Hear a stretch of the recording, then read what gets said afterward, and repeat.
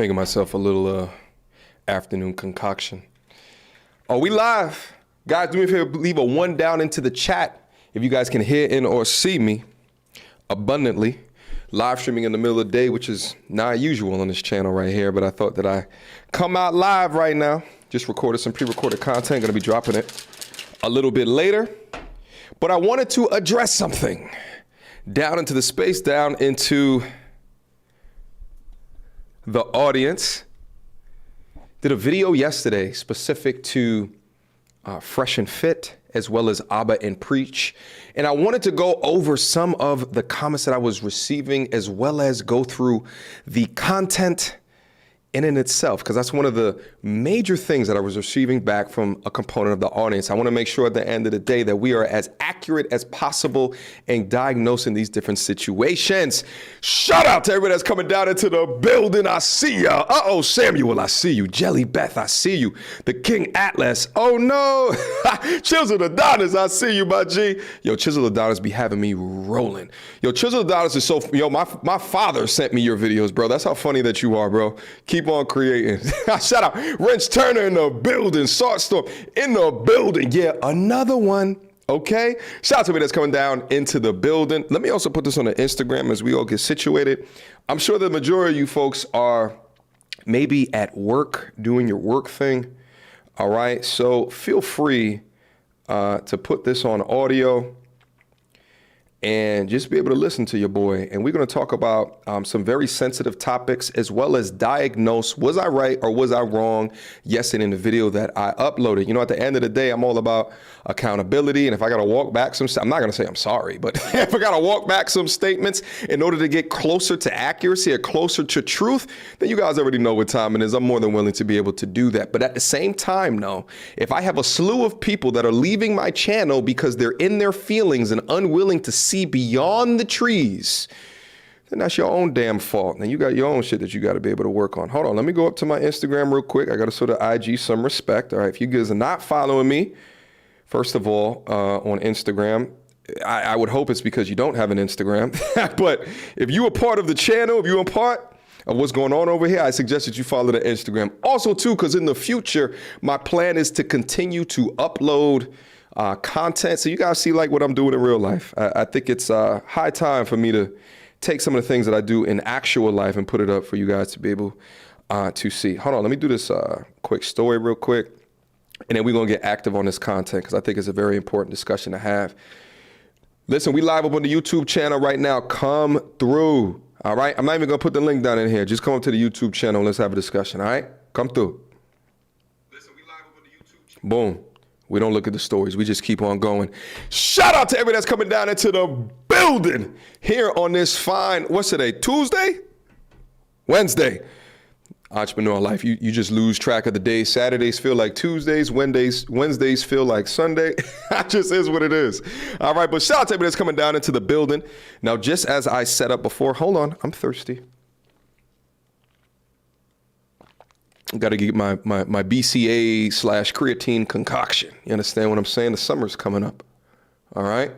Got to show your body some respect. All right. Boxing been kicking my ass the last couple of days because I had all the time off from London and shit like that. But now that I'm back to doing content, we did a live stream last night.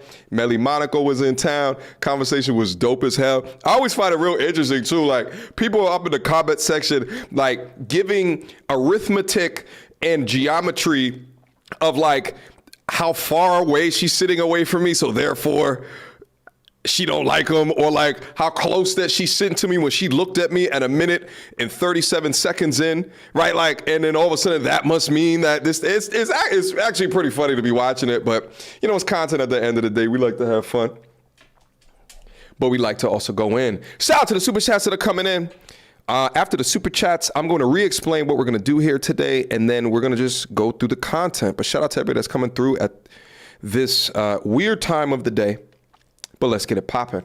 Shout out to Carrot Juice Podcast with the $20 super chat. I'm all for people creating trendy content, but it must be based on facts, reality, and not feelings I 100% agree with you, my G.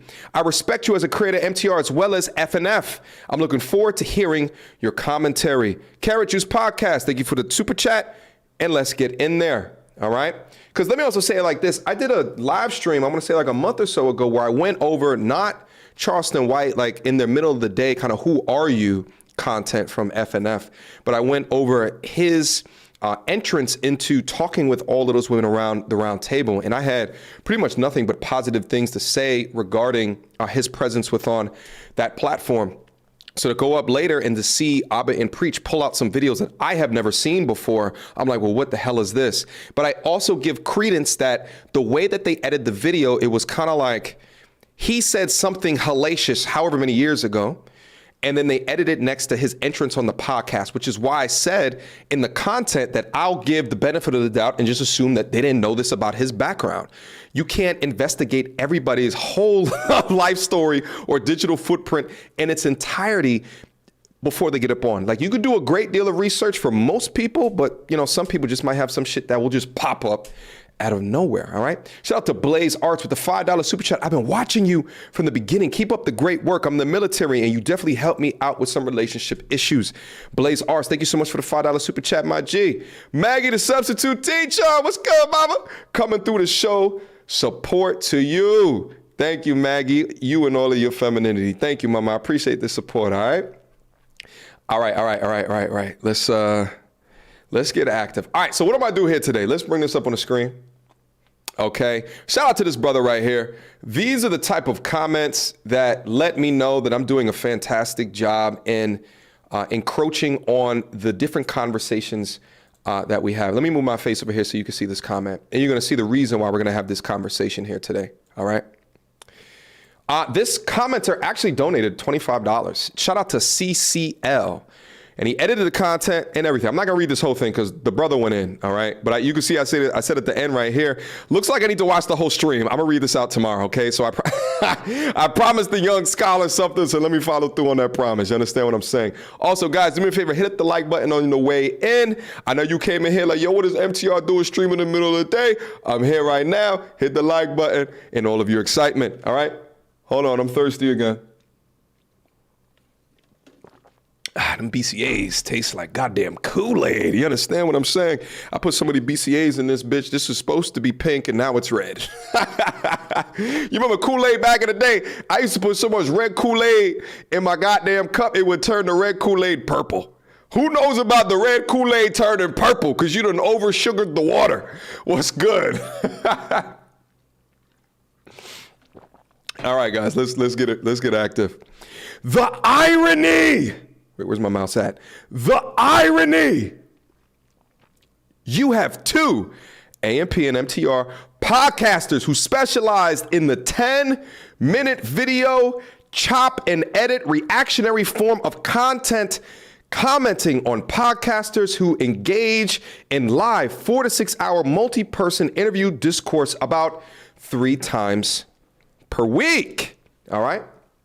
MTR, I'm going to hold your bitch ass accountable. It didn't say that, but that's how I read it.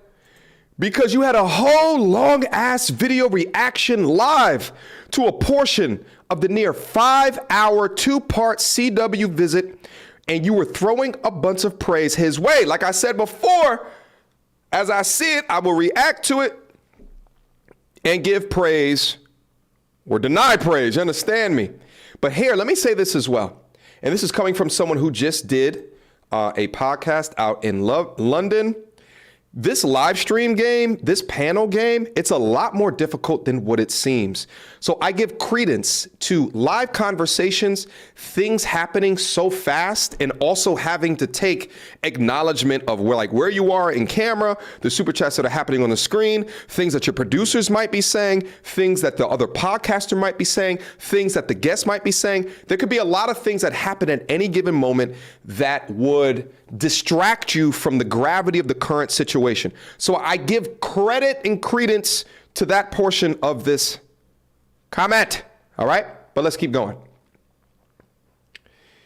Do you really as an RP content creator, let me address this as well. I get this a lot, RP content creator.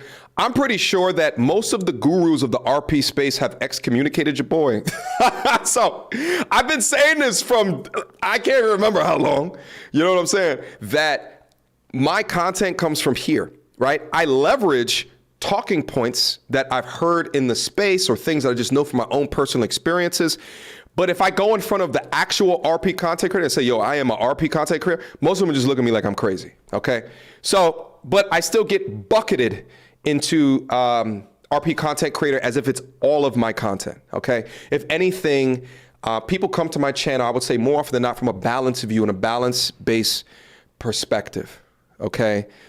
Within that, RP can be described as identifying female nature. I describe RP or the truth as understanding human behavior, male as well as female nature as well, because I think it's important to understand who you are on this planet to move you forward with the best options or results possible. Anyway, want to throw off wait, let me read that over again. Do you really, as a red pill, as an RP content creator, want to throw off the dynamic and possibly cancel the show on the account of what it really comes down to it? I never said anything about canceling the show. You guys know I'm anti-woke. Well, I would never talk about canceling anything, right? I think everyone should be able to speak freely, okay? Caping for a random, what? Caping for a random WC. None of them knew in the 90s who liked the dude who associated with rotten dudes like CW, okay? And yes, everyone at the table in the room were and still under collective understanding that the person CW is depicting in the 90s was a disgusting human being who was about to tell his transformation story. So what I begin to read from this is that in the sit down with Charleston, he was describing a low part of his life, a part of his life that he didn't want to relive, that he knows came from a negative place within his life. So when I read this, I said to myself, well, are they combining these comments on the show with something that he'd said previously and then trying to create a hit piece on that? But I have my own kind of thoughts regarding that as well, because when he described the video, I mean, he's like holding his junk, talk about, well, it's only white women that we do this to. And the way they was, and he didn't look like he was a kid when he was doing that within the Instagram video. But anyway, so everyone was under the collective understanding that he was depicting a disgusting side of him, but he was going through his transformation story. You cut off Mr. White for his comment, and you don't get to the part where he speaks on the power of forgiveness and how the victims' families, guards, and workers in the jail system, judge, all saw something in him. And my assumption is they saw something with him, and then he changed components of his life. All in all, the CW visit was a win-win. Is he their normal associate? No. Is he part of the RP community? No. A&P are once again acting like male biatches who sit around and criticize men, gossip, down talk, and make hit pieces with generalizations. All right? Again, they're demonstrating to us that it's okay that there are soft men. Preacher's over here captaining for random mentioned women that he doesn't know, claiming most women don't know they're in for a choo-choo. However, gangbangs and threesomes have a strong sexual novelty in nature. I digress. On to the comments. Don't drop your jaw. He said some women twice. Stop being reactionary. Let go of the emotion and consider this stance. Why would he say some? Why does some deserve that?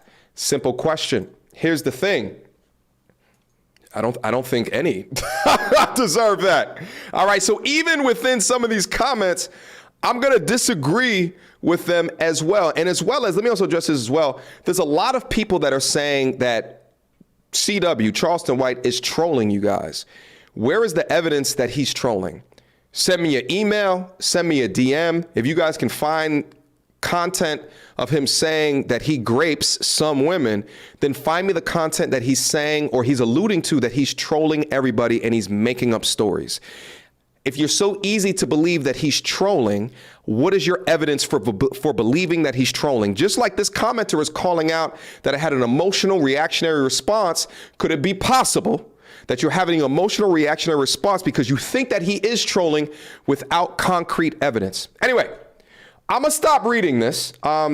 You can look at it on the actual video itself, and you can look at it right here. You can pause the video later and pause it and read it if you do want to. But shout out to this brother right here. I appreciate comments like this because, like I say at the end of most of my videos, this is a discussion-based platform, and we thrive in critical thinking. All right. So if you guys saying that I got something wrong, then let's investigate. So how are we going to investigate? Let's go over the podcast. Before I do that, shout out to Luis Brito from the $20 super chat. Shout out, my brother. Thank you for shedding light on the force choo-choo comment from CW and F&F. I was busy multitasking with listening with that, and I was like, no, I didn't hear that right. Someone within your reach can bring it up to F&F. Thank you. Shout out, my brother. I appreciate the $20 super chat. Yeah, here's the thing. Before we go into it, this is the video that I did yesterday, by the way. When I get into these comments over here, this brother looks like this was like maybe 2 years ago or something like that. I mean, he looks exactly the same. He does not look like a child when he's making these comments, right? So if on F&F podcast, he's making this comments, but he's talking about as a child, but then over here, he's talking about it as an adult, but it seems as though he's laughing and he's gloating about it. But if you guys are saying that this is fake and that he's trolling, then send me the concrete evidence. Send it to me and I'll play it right here on the stream. I will check my emails. Email it to me, mediocretutorialsandreviews@gmail.com. All right? Girl cigarettes. Oh, hell no. We didn't sneak nothing in there. We ran train. We forcibly used to white girls. Holy and we used shit. to sneak crack in the white girl cigarettes. Oh, hell no. We didn't sneak nothing in they drink. You lying on me. We didn't do the black girl like that. Only white girl, white boy. Now get mad now. Get mad. Nah, I'm not banging with this. Yeah. It's still weird to me to watch something like that. No, that's a yikes. That's a what? What? And some people also said, yo, listen, he was never, arrested or nothing like that. But like, guys, if Charleston White is trolling on this, then why can't we say that Cardi B wasn't trolling?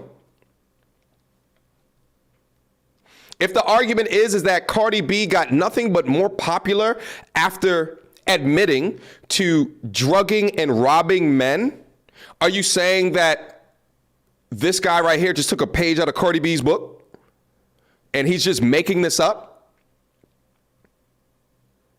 Because if you go with that logic with no concrete evidence, then could you also say Cardi B was making that up for clout? She was making that up to troll? She was making that up to go viral on the internet? I mean, hit me with some logic that's better. Hit me with something that's better. Please, I'm open to listening. Trust me. All right? Let's get into the actual conversation. All right, let go. I was a nonprofit that I started back in 2012. Officially got my 501c3 status. Up until 2016, I'm gonna make it a little bit faster.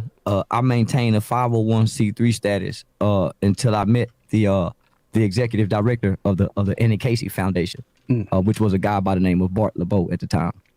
He gave me this book that was called The Revolution Will Not Be Funded, and it's actually written by the Jewish Council.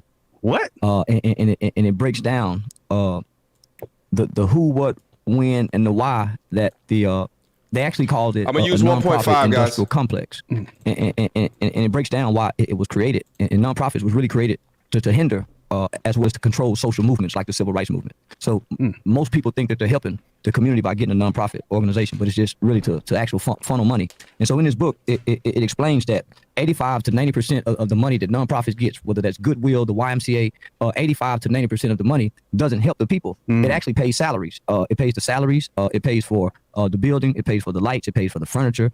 It pays for the luncheons. It pays for the car, the gas, the staples, the copy machines, and actually 5% only goes back to the people. Wow. So when I read that, I let my nonprofit go, and I just help people from a youth outreach standpoint, without begging. So I met a Jewish attorney. I won't say her name.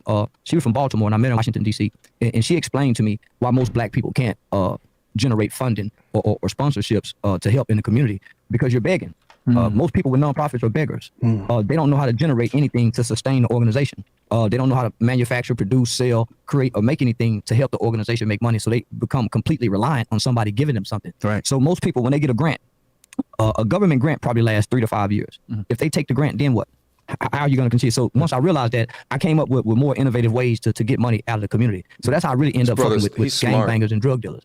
I somewhat would extort them. I would threaten to call the police on them. Hey, Williams, bro. Williams. Yeah. So I would threaten to extort drug dealers. Now here I am. Here it is. I'm over in the community having school supply giveaways, and most of these kids are the drug dealers and gangbangers, nieces and nephews and little cousins and some of their children. So if I'm helping them and you selling drugs in the community, nigga, why wouldn't you give me something? Right. So makes sense. Yeah, but Legal extortion. I've never heard this before. For good cause. Now them niggas started helping me for real. So that's how I initially came to the internet as being a snitch, because I would threaten to tell on gang members if they didn't give me money. Why would you want me to go beg from white people? Yeah, but you know what I like about your foundation, bro? You help kids get out of crime. Yeah. That's important, bro. Very important. Well, my first focus, because I was a juvenile kid, right? So my first focus was going into juvenile facilities, talking to children. And there's a lot of funding, there's a lot of resources for people to go into the facilities. Well, public safety wise, law enforcement wise, that's considered intervention, right? So that's crime intervention. Who's doing crime prevention? Who's preventing the kids from going here? So after a year or two, seeing that most of the focus is on crime intervention, I wanted to do the opposite and do crime prevention. So I started speaking in the local churches, the high schools, the middle schools. Absolutely needed. The local halfway houses. And so that's where I learned the balance, the difference between what public safety looked like in the black community. And that's gang intervention and gang prevention, crime prevention, and crime intervention. Those should be the 2 focal points. They say an ounce of prevention is a pound of medicine. So, I mean, that's always the better way to go. And you brought something up really interesting about nonprofits. Would you say that's the reason why so many of these successful people, these elites, have nonprofits? Because they're able to, because they get great tax benefits. It talks about that. BLM. We'll talk about that in a second. Man, this book is so honest. It breaks that down and says that's the real reason why they was created. That's why only 5% actually goes back to the community and actually helps the community. For the most part, nonprofits is focused around nepotism. Yes. You're going to hire your mother's friend, or you're going to hire your... Just real quick, outside of all the controversy, outside of all the bullshit, can we get some applause down into the chat, some applause emojis down into the chat, some W's down into the chat for what he's talking about right here? This is some really beautiful shit. I mean, at the end of the day, if you make it about the hood, there is a strong push for you never to come back, to never look at the torture, because it symbolizes the bullshit that you had to go through. It symbolizes the struggle, right? And there could be some safety concerns as well, right? So if you have dudes that made it out, if they don't want to go back, they can at least have the opportunity to be able to fund those that are boots on the ground and are more formally tied to the culture, more formally tied with the language that is being spoken, more formally tied with the gang culture that may control components of the hood. You need activists like this to continue to go back to be the boots on the ground. So outside of the reason for this cast right here, he deserves applause for this component of it. All right, let's keep going. Hire your girlfriend, she's going to be the CEO, your board of directors is going to be some. So it's nepotism, right? And it funnels money for the rich. I did not know that it was that little that went back to the community. I knew it was not that much. I knew it was a minority, but I didn't know it was only 5%. 5%, man. But yeah, I mean, it's a huge incentive, because these non-profits, you're able to hire people that close to you with nepotism. You're able to get incredible tax benefits. You're able to get the public to like, trust, and know you, right? Because I got to run a nonprofit. Look what I'm doing here. So it makes sense. So let me break this down, right? So why do you think most black people at the bottom? So the rich get it to funnel money, right? The tax write-off. Most black people at the bottom, homie, the nonprofit is a hustle. Because what I started observing and I started noticing, even when President Bush sanctioned the church with the faith-based initiatives program. So when they created the faith-based initiative, then the state and the government got in bed together. That's why the churches end up becoming 501c3s and now can get government grants and funding. That should Can never you tell be. people what a 501c3 is? Like what- It's a charity-based organization that's supposed to it's supposed to be non-profit. So no one's supposed to profit from a non-profit. Pastor. Where's Dan It's a Bentley? charity-based organization, and the 501c3 is the tax code. So you have 501c4s who actually give away money, become for-profit. So you got 501c4s, that's for-profit organization. But most people go 501c3 for the tax benefits, the tax write-offs. You can funnel millions of dollars away into a 501c3. Charleston, we consider you a wise person. Of a lot of knowledge. I'm just an ignorant nigga playing smart. Take us back in time, brother, to when you were a child. What's it like growing up to be Charleston white? Like, Okay, for example, here we go. school-wise, I guess community-wise, parents-wise. What's that like for you growing up as a child? I come from a loving shit. What was that? I'll go back in time. I was waiting for some funny looking woman to show up. Talk about she my grandma. That's funny. No, man, I grew up in what I like to explain the traditional single parent African American home with the loving mama. Of course. Kind of like Raj off of What's Happening. A lot of y'all might not be old enough to remember What's Happening, but we hardly ever saw Raj mama. It was always him and Dee at home, and Raj hung out at the diner with Rerun and Shirley and Dwayne and all of them. So I go with the working mother who taught us how to pray at night. We had to eat at the table. We couldn't eat in our room. We had to say our grace over the food. We couldn't talk with food in our mouth. We couldn't have our elbows at the tables. So I grew up with a mother who tried to instill good morals and good values into her two boys. So the father wasn't my there. granddaddy went to prison. He was a bus driver, but he also was a barber. He had a barber shop on the south side of Fort Worth. You said your grandfather? Yeah, my Okay. grandfather. Wait, what about your biological father? My biological father was in the Navy, so he retired from the Navy. So So my he was grandfather at was home. military. He's the oldest of 17 kids. Oh, wow. My grandmother, which is my grandfather's mother, was a slave by the name of Lucille Helton, and she was property of the White Sloan Plantation. Okay. So that's where I get my last name from, Charleston White. Okay. My grandfather's name is Freddie White. He's the firstborn child of Lucille Helton, which was the property of the White Sloan. So he took the slave owner's plantation name. Okay. Once freedom came about, the rest of my grandfather's brothers and sisters are Heltons. Okay. Lucille Helton. Yeah. And so we end up, my family now is the property owners of that plantation. Oh, wow. So- Okay. In East Texas. So that's our family inheritance. So my grandfather migrated to Fort Worth, Texas, out of Marshall, Texas, by way of the Air Force. Okay. He worked at the Powell Lumber Yard. He and my grandmother was two of the first African Americans in Fort Worth, Texas, to own a hotel and restaurant on the west side of Fort Worth, Texas. So they were very prominent until the heroin epidemic hit the black community. Okay. So my grandmother was affected by heroin. Okay. Oh, Was shit. this the 70s or 80s? now? Man, my grandmother right now today is 83, 70. 84 years old. Oh, so shit, 60s. man, the heroin hit blacks in the 40s, the early jazz. Oh, okay, Yeah. okay. So So when it first hit, 50s. when it first hit. Okay. So my grandfather came to Fort Worth to be in the Air Force.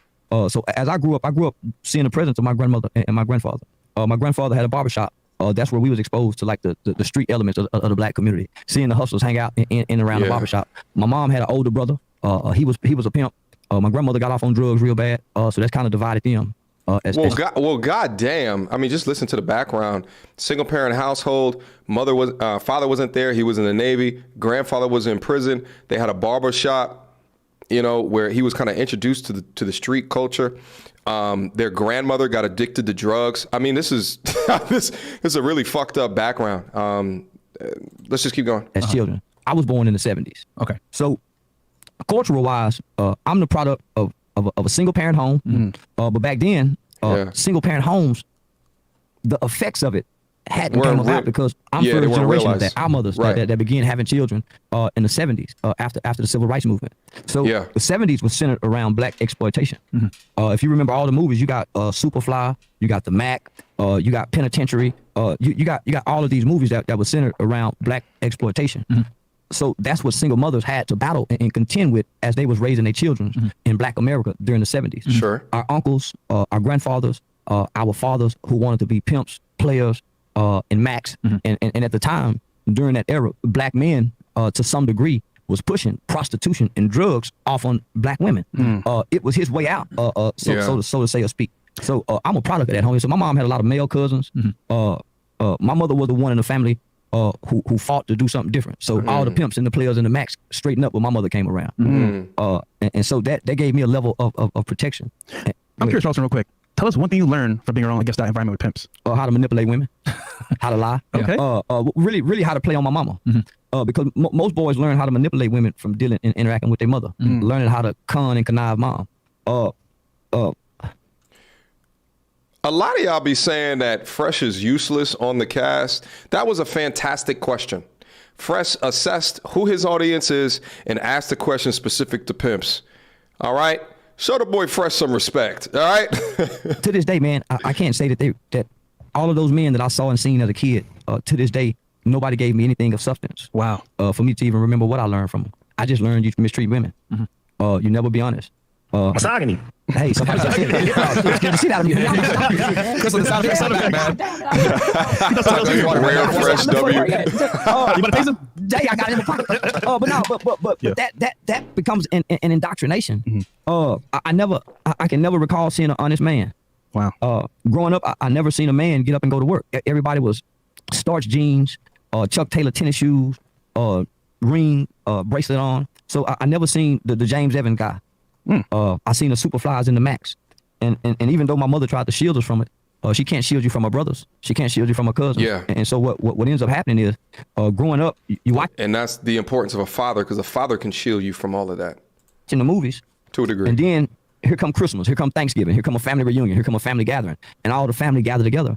And so what ends up happening, you start seeing how the family treat the uncle that sell drugs. Yeah. You see how they treat the uncle that get out the Rolls Royce. Yeah. You see how they treat the uncle who everybody say may be the pedophile molesting it, but nobody's responding to him. You see how the uncle who known for beating the women. You see how, so as a kid, you're observing how they treat these characters. Yeah. And so I never saw nobody mistreat the street guys. I saw all the guys. Respect. Yeah. You mentioned earlier that you were a juvenile growing up. Did seeing the respect from guys involved in criminal activity motivate you to get involved in that life as well? Probably. I knew my uncle was a pimp. I used to ride in the car with him. When he called himself pimping and checking paper. I can recall waking up at night in the middle of the night or early mornings prior to going to school, and my uncle physically abusing one of the women. I thought it was all right to slap girls. What's so interesting about what he's saying is that he assigned his masculinity to that type of a lifestyle, so he wanted to emulate that. The sickness just runs deep as shit. Shout out to Ohio Runs Boxing with a $5 super chat. Thank you, bro. Shout out to Crackerjack TV. Noel, he helps locally as many as he poisons nationally. With the character that y'all have convinced yourselves that he plays, he ain't the problem. We are. Here's the thing, Crackerjack. I'm not convinced that the comments that he said that Abba and Preach brought up that came from not the Fresh and Fit podcast, but previously, I am not sure that is a goddamn troll. I am not sure that is not actually him. If y'all find something, email it to me. I'll check my email right now to see if anyone has sent me something where he's like, oh yeah, I was just playing regarding that. I was just trolling. Yeah, no, I thought it was all right. You know, I thought the backhand. Because you saw it. Because you saw your uncle just, you know. And not just that. It's in the movies. Yeah. Right. And so as a kid, with the young and impressionable mind, there's no way for you to decipher if no one's teaching you. You know what I'm saying? Yeah. Your mother can say, don't hit girls all day long. But if the men you idolize and the men you admire, if they say slap a bitch, you slap a bitch. That's what you see. Yeah. So as I'm Especially growing as up, a young boy, my you're mother easily don't conditioned. have time to counter what I'm seeing. For the most part, she don't know Right. what I'm seeing. She at work. Yeah. She's not really paying. Everything's cultural. So our parents are young at this time too. So my mother had me at 17. So she's in her mid 20s. Damn, as I'm man, watching, she's young, single mother. I remember Penitentiary 1. I remember Penitentiary 2. I remember Penitentiary 3. There's a character by the name of Too Sweet. Too Sweet was a little frame guy about my size. Handsome fella. The girls liked him. Man, in my mind, I'm going to be Too Sweet. In my mind, when I get to prison. Well, because every man I know went to prison. Uncle Wayne done been to prison. Uncle Curtis done been to prison. Jeffrey done been to prison. Not all the men I know in my world done been to prison. When I spent a night over my homeboy Patrick house, his brother been to prison. His cousin's been to prison. His uncle's in prison. Holy his brother. shit. So, man, and so the movies. If you right now today, Penitentiary 1, Penitentiary 2, Penitentiary 3. When I'm 9, 10, 11, 12 years old, man, I can recite these words. I can recite the lines in the movie word for word, just like the kids can sing all the Frozen songs. You know what's scary? Hold up, before Fresh says this, you know what's actually scary is that, you know, this right here, his story and the way that he describes this, it is a gut punch that anyone just says, pull yourself up by your bootstrings. Because all that he's been exposed to is the wrong shit. It's like going into a school and they teach you math incorrectly. Literally. It's like you teach it incorrectly. And here's the thing. I'm always a person of self-accountability, right? But this is before the internet. This is before you can see things that's outside of like your general purview. All that he's seen is the negative shit. That's all that he's seen. Now, I'm saying this to say this doesn't remove those those comments, but I'm just trying to get into the mind and the psyche of someone that only experienced backward ass shit previously in life from backward ass traumatized people. All right, let's go. You're talking about movies back in the day. What do you have now? Social media. Shit. The tablets, cell phones? We hadn't even got there. Yeah. We hadn't even got there, homie. So I'm talking about my era, and I'm 45. So imagine where we are today. So my mother wasn't at home to say, boy, why y'all keep watching this goddamn movie? We watching Penitentiary every day. Damn. Because it's fighting in there. And here's the thing. Let me also say this. Him going through a background like that makes what he said more believable. That he used to sneak crack in the cigarettes for white. It makes it more believable. Because he's explaining a type of a background where ish like that would happen. Okay? We seeing because in our minds, we're going to prison. In our minds, we trying to see which one of us go be. It's a guy by the name of Eugene in Penitentiary 1. They got him sitting down peeing the whole time. I got no emails from you guys, We by catch the way. one of our friends sitting down peeing. But in hindsight, just think, homie, all he been in the house with is his mom and his 3 sisters. No males. Where did he learn how to stand up and pee at? Wow. Yeah. Until we start laughing at him. But we at school, was we sitting thinking down he to taking pee? a poop every time we see him. Yeah. Because don't nobody sit down and shit at school. We Yeah. teasing him like a motherfucker, Yeah. but he really sitting Yo. down peeing. Yeah. Damn. But we kids, homie, so we can't, our minds can't just, from the lack of brain development. Yeah. We can't decipher this shit. Did all your friends also lack a father figure in the household as well growing up? Okay. Yeah. My cousin Steven was the only one who had a daddy, and he lived in Poly. And nigga on Avenue L at that top, nigga, a whole lot of things didn't go on because Joe Campbell was on that street. Because Joe Campbell was on that motherfucking street, nigga. When everybody played for the Golden Knights football, nigga, a whole lot ain't go because nigga Joe Campbell was there. Nigga had that one daddy. That one daddy. My nigga Patrick, my nigga Worm had a daddy, but his daddy was in and out of prison. Yeah. So my nigga Aaron McKinney had a daddy. Nigga, he didn't get in no trouble. Yeah. And he had a daddy that didn't play. Wow. So tell us a little bit about how you got involved in criminal activity and ended up as a part of the system. You said you've been in juvenile. Listen, my mama going to work, and my mama got a baby sister. My Aunt B, Pam. Everybody on the south side, no B. And she got a nigga named Curtis. Her and Uncle Curtis been together since I was born. They fight like a motherfucker, go to jail together, do all kind of shit. So by my mama trying to help my Aunt B struggling with her crackhead just came. So my mama. So now we're in the 80s. We're fast forward to the 80s. Yeah, now. we're in the 80s. Okay. So my mama letting Aunt B come live with us. Aunt B letting Uncle Curtis come stay. So while mama at work, naturally they go do the babysitting for mama. Man, Aunt B and Uncle Curtis, man, they at home playing cards, taking me down to the store. They stealing like a motherfucker. Boy, they teaching me how to steal. They stealing cards of cigarettes. And this lady had a card of cigarettes on this side of the counter. And this is in Texas, right? Yeah, this is in Fort Worth, Texas. Yes, in Fort Worth, Texas. Okay. Late Now, 80s. now Uncle Curtis, he just coming home from prison. He telling me all the prison stories. All He's the motherfucking glorifying prison it. stories, the bravado prison story. When I spent a night over my partner in them house, his partners, his big brothers coming home from prison. They telling us all the prison stories. Remember, I done seen Penitentiary. Exactly. Yeah. Now we got, the culture is shifting from Big Daddy Kane, Salt and Pepper, To gangster rap. LL Cool J. Yep. It's shifting to gangsterism now. Yes. Yeah. Yes. Now the West Coast is starting to slowly slide in. You know, Dr. Dre, Yeah. Snoop Dogg, Tupac. I'm 12, 13 now. NWA. Did Myron put on his hood when it starts to get a little bit more gangster? Shout out to the super chats that's coming through. Shout out to SWPL Gaming, €5 super chat. All the facts and context are so important. Thank you, my brother. Shout out to JJ, $10 super chat. CW says and does some good things, but he's an enemy to his own message. Some say he's trolling and it's just words. Same folk praise him when he critiques rappers' lyrics. Those are just words too. Shout out. Let's keep going. Yeah, we checking the facts on the stream here today. All right. I get a hold of Ghetto Boys. Jay Brand, straight out of Compton, came out in '89, if I'm not mistaken.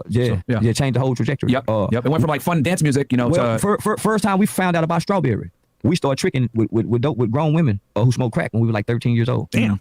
How we know about Strawberry, nigga? Strawberry is the neighborhood hoe. All right. He just said smoking crack at 13 years old. That aligns with what he said, that he used to sprinkle crack in white girl cigarettes. He just said it right here on the podcast. That's similar. Come on. Let's. White girls. Holy and we used to shit. sneak and train. We forcibly used to white girls. Holy and we used to shit. sneak crack in the white girls' cigarettes. Oh, to hell no. Smoke crack when we first Hold time on, we found out listen. about Strawberry. We started tricking with grown women who smoked crack when we were like 13 years old. Damn. How we know about Strawberry, nigga? Strawberry is the neighborhood hoe. So it was. Did y'all pick up that when y'all decided to unsubscribe from me yesterday? Are you guys picking up that shit when he says that? Again, we don't know because he hasn't been put in front of the court of law, but we're going for degrees of likelihoodness.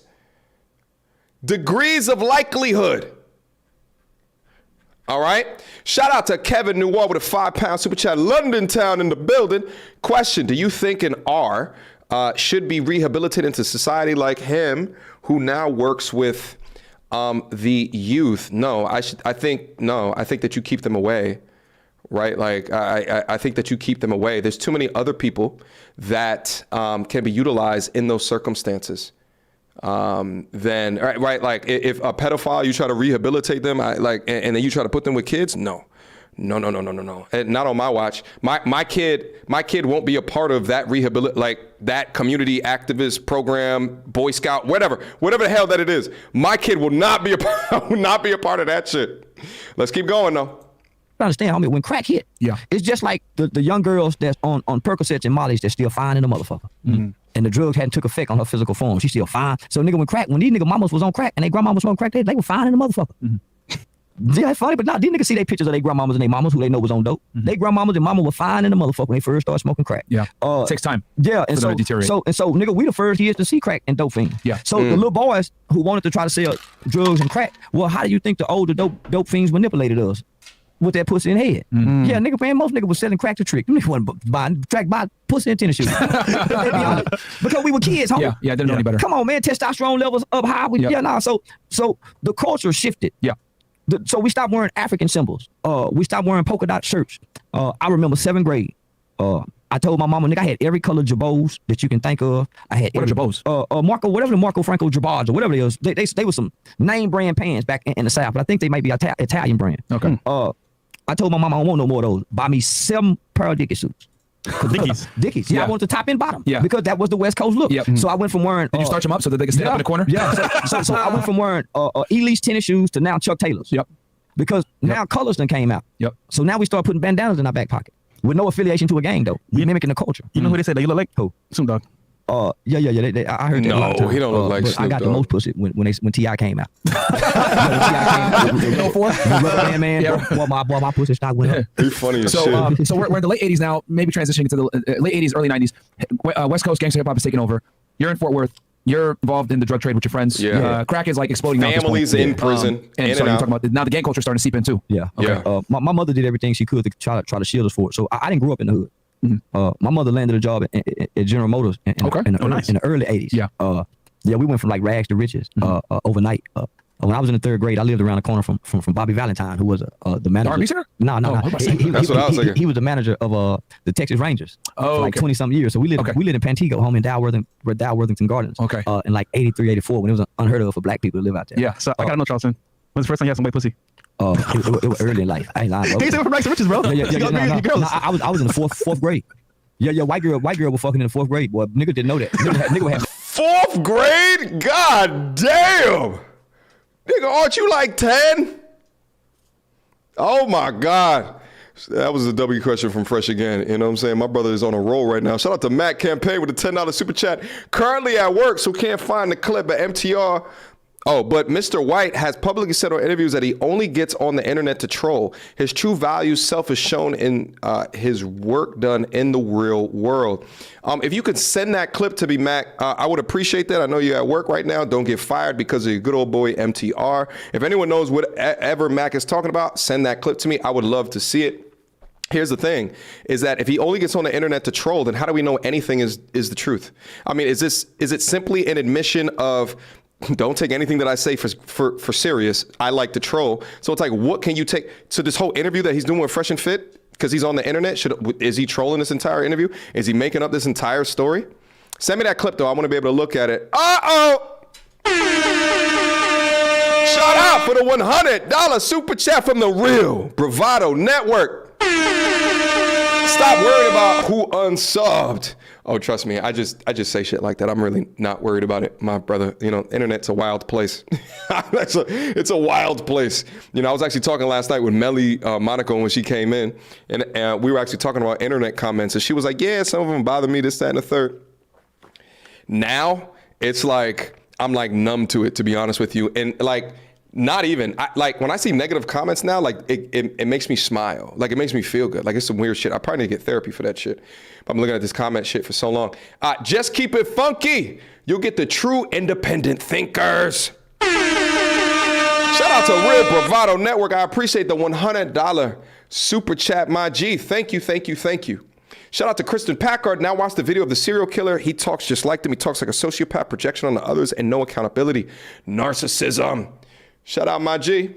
Shout out. I missed one. Shout out to Glitch. Shout out to Super Chat. Some people change. First Super Chat from Glitch, by the way. Shout out to Glitch. I appreciate you. Some people change on the surface level, but behind closed doors, they're the same person. They might even reemerge as a charity worker. You never know. There it is. There it is. Yeah, God, yeah, do me, yeah, keep on.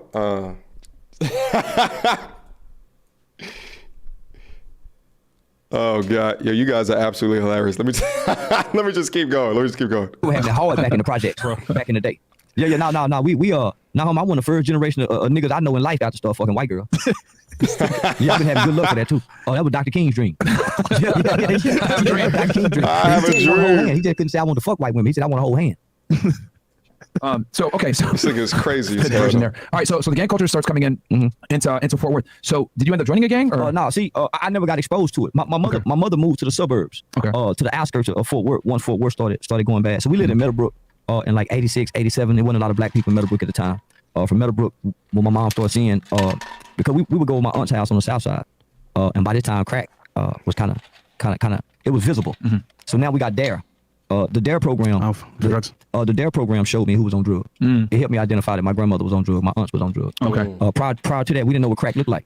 I didn't know what the effects of crack could possibly look like. My mother shielded us from that.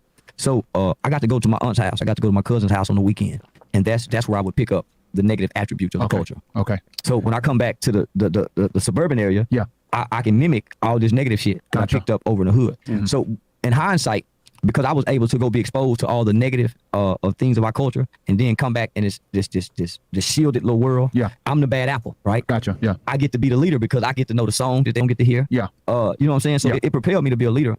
Because I got to be exposed to things that they couldn't be exposed to. Yeah. And so I would go rub it off on them. And so that's how I ended up becoming a leader. My older brother was also starting to become rebellious, going through the adolescent stage, as most teenagers are. When you're going through the adolescent stage, most children mimic their culture and follow their friends. Yeah, so that's it. If the culture is selling drugs, at one point in time, our culture was selling drugs. That's why so many black boys sold drugs. Now the culture is drilling and killing. Yeah, and scamming. And scamming. So that's what you pick up. And at the time, gangsterism was just starting to be introduced to black culture. Yeah. We was a party people. We had kid and play house party. Niggas was doing a kid and play. MC Hammer. We was dancing and having fun. We hadn't turned gangster yet. So I'm the kid, 11, 12, 13 years old, at home, mom at work. I'm like the kid today who got the PlayStation 5, iPhone, all the Jordans. He can Uber Eats whenever he wants. I'm that kid at home by himself with access to everything. I'm that kid. Dangerous. Man, I could write a check, order a pizza. All the other kids can come over after school. And I can damn near have them. So I'm that kid with no parental supervision. But my mother is telling me what to do. I ain't trying to hear that shit. Right. So I'm at home, picking up the culture. So when I go to school and my brand new Jordans, my mama just dropped me off in this brand new Cadillac because she work at General Motors. I got all these silk shoes and silk shirts. I got everything every kid at school want. But I'm coming with all the negative bullshit, playing like I'm from the hood. I was visiting. I'm playing like I'm from that. So so at school, I'm showing out because I'm pretending to be what I saw in the hood. So your parents started to gravitate towards you. Come on now. So man, we ended up catching a murder case. Holy shit. Yo, did I not say this shit to a T a couple of streams ago?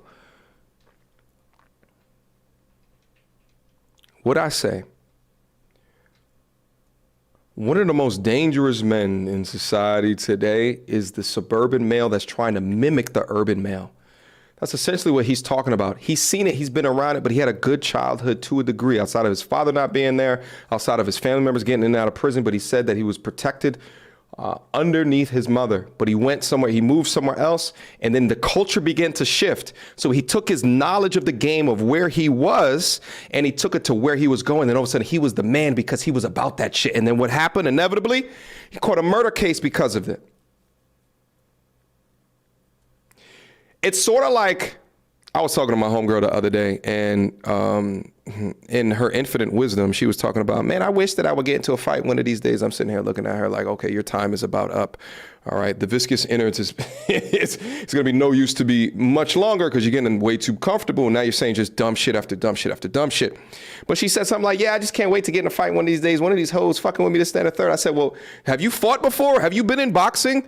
Did you know Muay Thai, kickboxing? Like, do you do jujitsu? Like, what are you going to use? Nah, like, I just feel like I can just knock the shit out, but I'm strong. What the girls always say, my legs are strong. You know what I'm saying? Like, just clueless, right? See, fighters will be the first people to run away from a situation because fighters understand the gravity of the situation. They understand that facing off with you and a group of people, you can die. So fighters understand the gravity of the situation, and a fighter that is well within his understanding, his stoicism, and mastery of different combat situation knows when to hightail it the hell out of there. Urban kids, because they're in it, they see it, they understand the gravity of the situation because they see all of their family members in it. Suburban kids, they don't see that shit. They don't get it. The suburban kid could be like my homegirl talking about, I can't wait till I get into a fight. And then they push this narrative, they push some shit that they seen on the media and the culture, and then they live without the idea of consequences or repercussions. That's essentially what he's talking about. Let's go. Yeah, we ended up just trying to play gangster. Shit. Yeah, running away from home, not wanting to follow rules, really thinking this is the path to go. How old were you at this point? I started getting arrested at 13. At 13. By okay. 14, I was sentenced for 12 years for murder. God, Jesus. 14, damn. Yeah, 14. So, like, tell us how that happened. Me and 3 friends skipped school one day. We decided to go to the mall and steal some starter jackets. You know, at the time in the 90s, niggas. Starter used to be the shit back then. Yeah. Starter was the shit, Yeah. especially in New York. Shit, we go to the mall, run out of the mall. In the process, this white guy by the name of Michael Levy, God rest his soul, he was working on his car. His car had broke down in the parking lot. And he saw what had happened and saw 3 niggas running out the mall. And so he tried to stop us. Brave guy. And in the process, my 16-year-old friend shot and killed him. Oh, wow. Yeah, in broad daylight.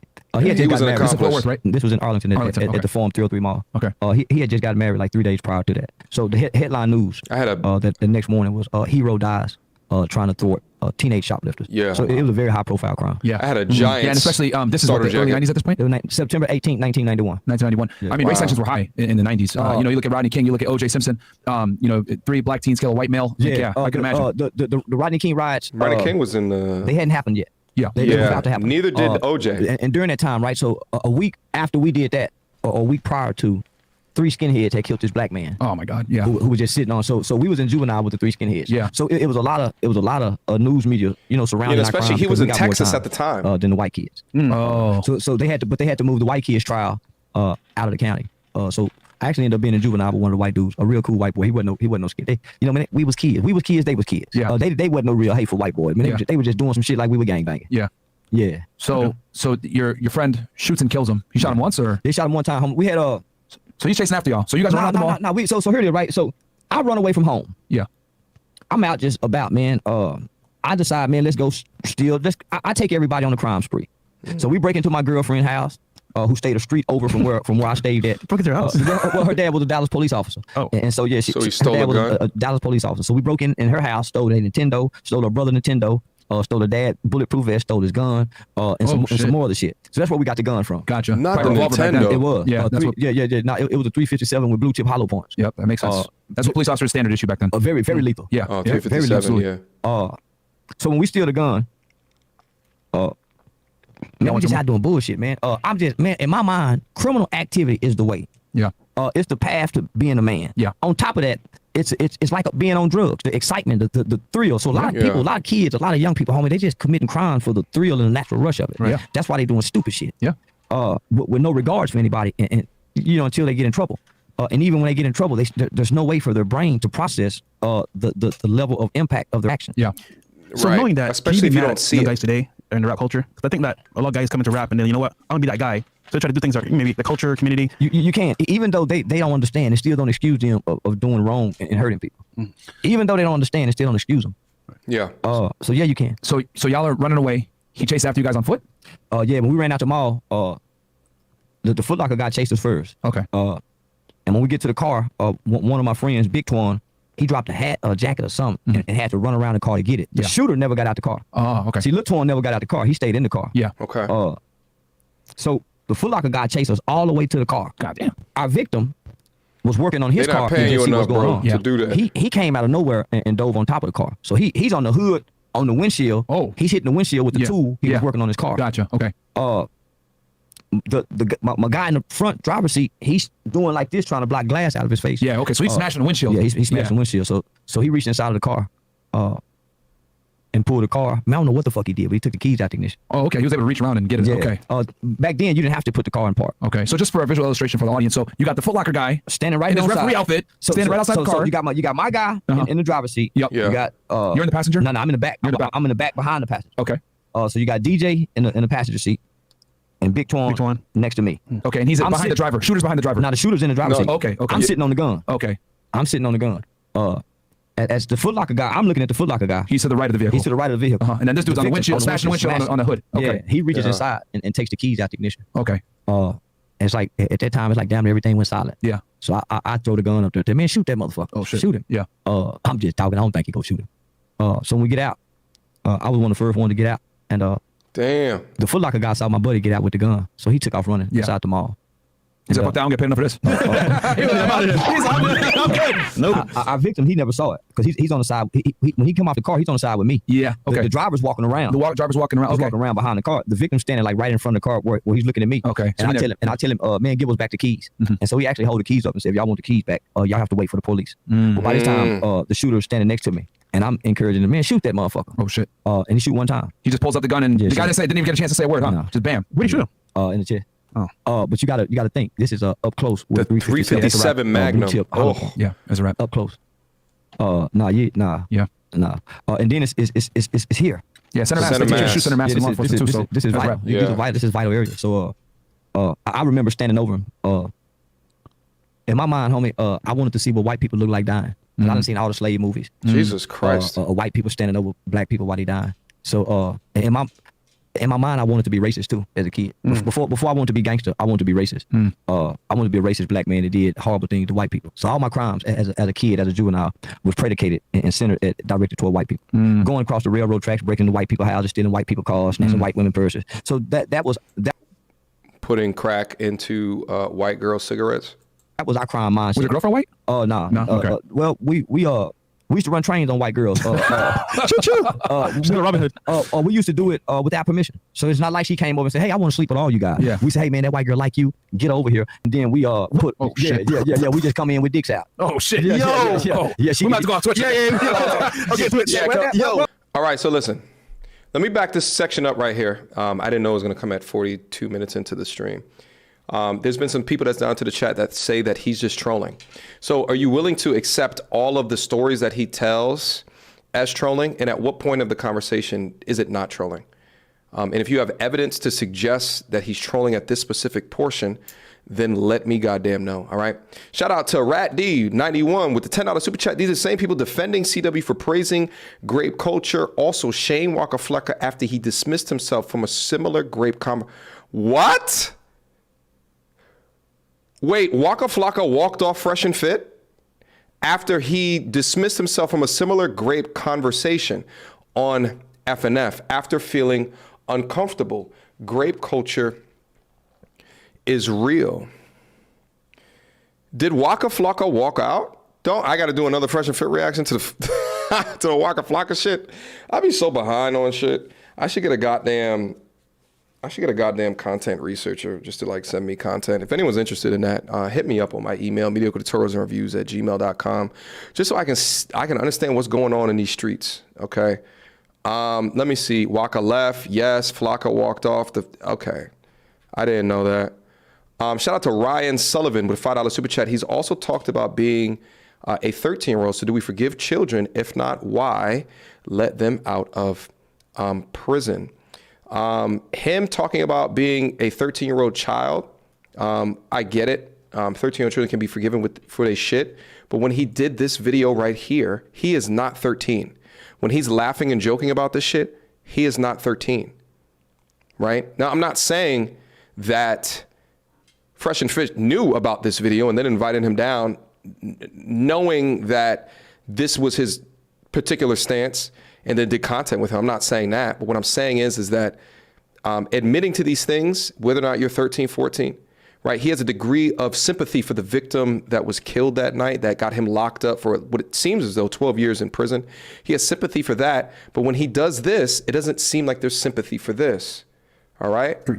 Forcibly ran train. We forcibly used to white girls. Holy and we used shit. to sneak crack in the white girls' cigarettes. Oh, hell no. We didn't sneak nothing in they drink. You lying on me. We didn't do the black girl like that. Only white girl, white boy. Now get mad now. All right. And he talks about that through the things that he said previously, that because of the slave movies that he's watched, because of the indoctrination of certain components of the culture that paints you as a victim, that he wanted to see a white person die. He said that. And what does he say right here is that he only did these bad things to white people. He said that. So again, we're going off of reasonable doubt, reasonable suspicion. Is he trolling or is he not? Where's the stopping point of what's trolling? Which part of the conversation? As we look through and scrub through, what's the troll? Is this all the troll? Is this entire story fake? And if you're a kid that has done this, then why laugh like this when you're a grown-ass man? Why? Why? If Cardi B did the same fucking thing, would we be allowing this to happen? Or would we talk shit about this? If you give credence for Charleston White to be able to do this, then we could say that Cardi B was trolling regarding robbing and slipping Mickeys in guys' drinks to rob them. Was she trolling when she did that? That's why when I said in this particular video, listen, at the end of the day, it brings a lot of dissension onto the space when we can't call these things out. And again, I'm not saying that Fresh and Fit knew about this particular video, but what I'm saying is that if we don't call these things out, if we don't talk about these, have a conversation about them, and if we determine that they're disgusting and they deserve not to be in here, why can't we have a conversation about that? Kenny says trolling, shock value, reaction vids equals money. Yeah, seems to be a formula for success. All right, let's just keep going. Body dying. So, and we are live. What's up, guys? What's up, Fresh Fit Podcast? Jesus Christ. Okay, it was like, what, 20? My bad, guys. It was like 42 minutes in or something like that. Hold on, let's go. I'm just talking. I don't think he go shoot it. So when we get out, I was one of the first one to get out. And the Foot Locker guy saw my buddy get out with the gun. So he took off running. Yeah, center mass. They teach you to shoot center mass in law enforcement too. So this is vital. These are vital. This is vital area. So, Okay, Kenny from the A says, nah, Cardi B wasn't trolling. She's a monster. Now, just think for a second. Are you saying this with your logic or are you saying this with your bias? Because if you can say that she's a monster and that she wasn't trolling, then how do you know that he is trolling? Show me the concrete evidence of him trolling. Show it to me. Anybody. I'm watching my email. Show it to me. I'm looking at my email. Nobody has sent me an email.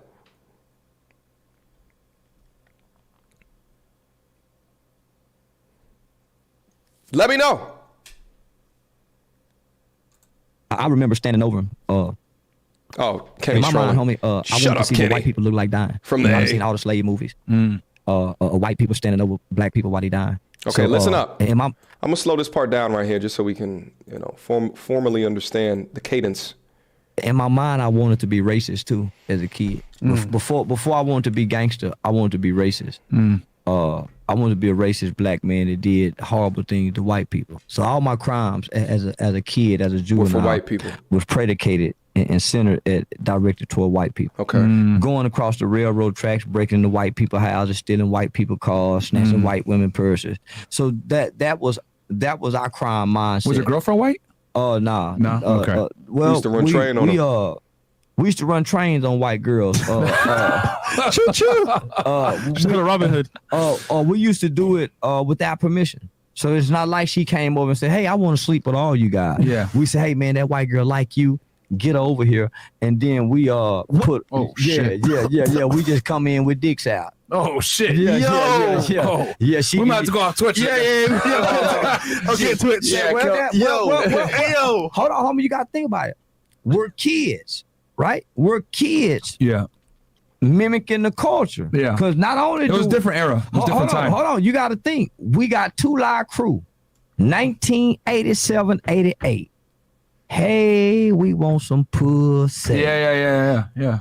Me and my homies like to play this game. Some call it Amtrak, but some call it the train.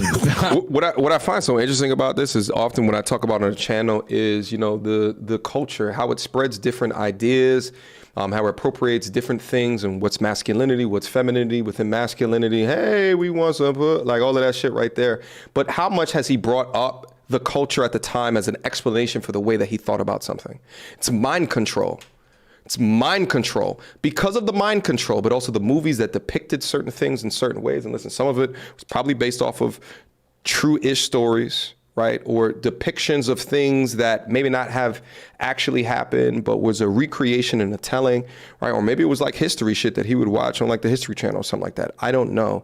But how much of what it is that you do today is concocted by the people around you or the entertainment that you look at, including music. All right? Shout out to Grandma Cooking. Okay. First super chat. What up, Grandma Cooking? All right. He could say children should be raped and you guys would defend it. This is a clown show. Be better. You don't joke about this. Children, watch this. Yeah. You don't joke about this. You don't laugh about this. I would line up even as a child. Single file line. Listen, at the end of the day, let me also say this as well. At 13 years old, I knew that this was bad. You gonna tell me you was in 8th grade, you didn't know that like forcibly taking other little girls wasn't bad? Like that's bad. That's bad. As a child, you would be in juvie for that. Can we not say that that's not bad? If you do, listen, if that is bad, put a 1 down into the chat. If that's not bad, put a 2 down into the chat. I gotta hear from the chat. Are you gonna tell me? Listen, I know kids is kids. Kids gotta do some maturing. It's gotta do some growth. But it's still bad. That's still bad. All right, we gotta. It ain't not. Yeah, like there's a bunch of ones that's down to the chat. Whew. I had to make sure. I was like, uh-oh. My audience is not as dope as what I thought that it was. Sheesh. Listen, it's bad. It's like, kids that grew up, in religions where, you stone people to death based off of some, right? Like, there's certain things that is just demonstratively bad. Right. Like, and that's even more of a slippery slope because it's legal over there to do things like that. Over here, this is always legal, whether or not illegal, whether or not you're a kid or you're an adult. And to see later on that he's actually like laughing and joking regarding this, whether he's trolling on the internet, I don't, that's not, you guys want to say he does it as a character. That's not like a particular character that I see a lot of benefit within that character of him doing that. All right. Let's keep going. And take our turns waxing girls behind. Yeah. Every time it get to me, I will shit out of luck because I stick my dick in and it will get stuck. The girl will say, stop. I say I'm not.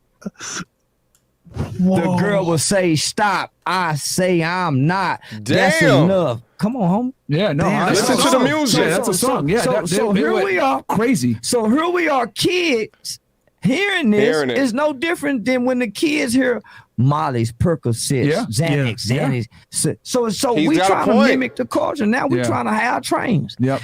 Tell me where in the world can 12, 13, 14-year-olds and 11-year-olds have trains responsibly? Listen, guys, I'm gonna keep it funky with you guys, and he's right. There's a component of the culture. I don't know what song that he was just reciting right there, but if this is a community where we can't say stuff is right and wrong, and we just prescribe right and wrong just based off the content creator that says it, then that's a fucked up community. That's a fucked up community. How can we be calling ourselves accountable, but we cannot just say that that is wrong? That's wrong. Shout out to the super chats that's coming in. Shout out to Dante Bryant, $5 super chat. The scripture says you know the full concept of right and wrong at 12 years old.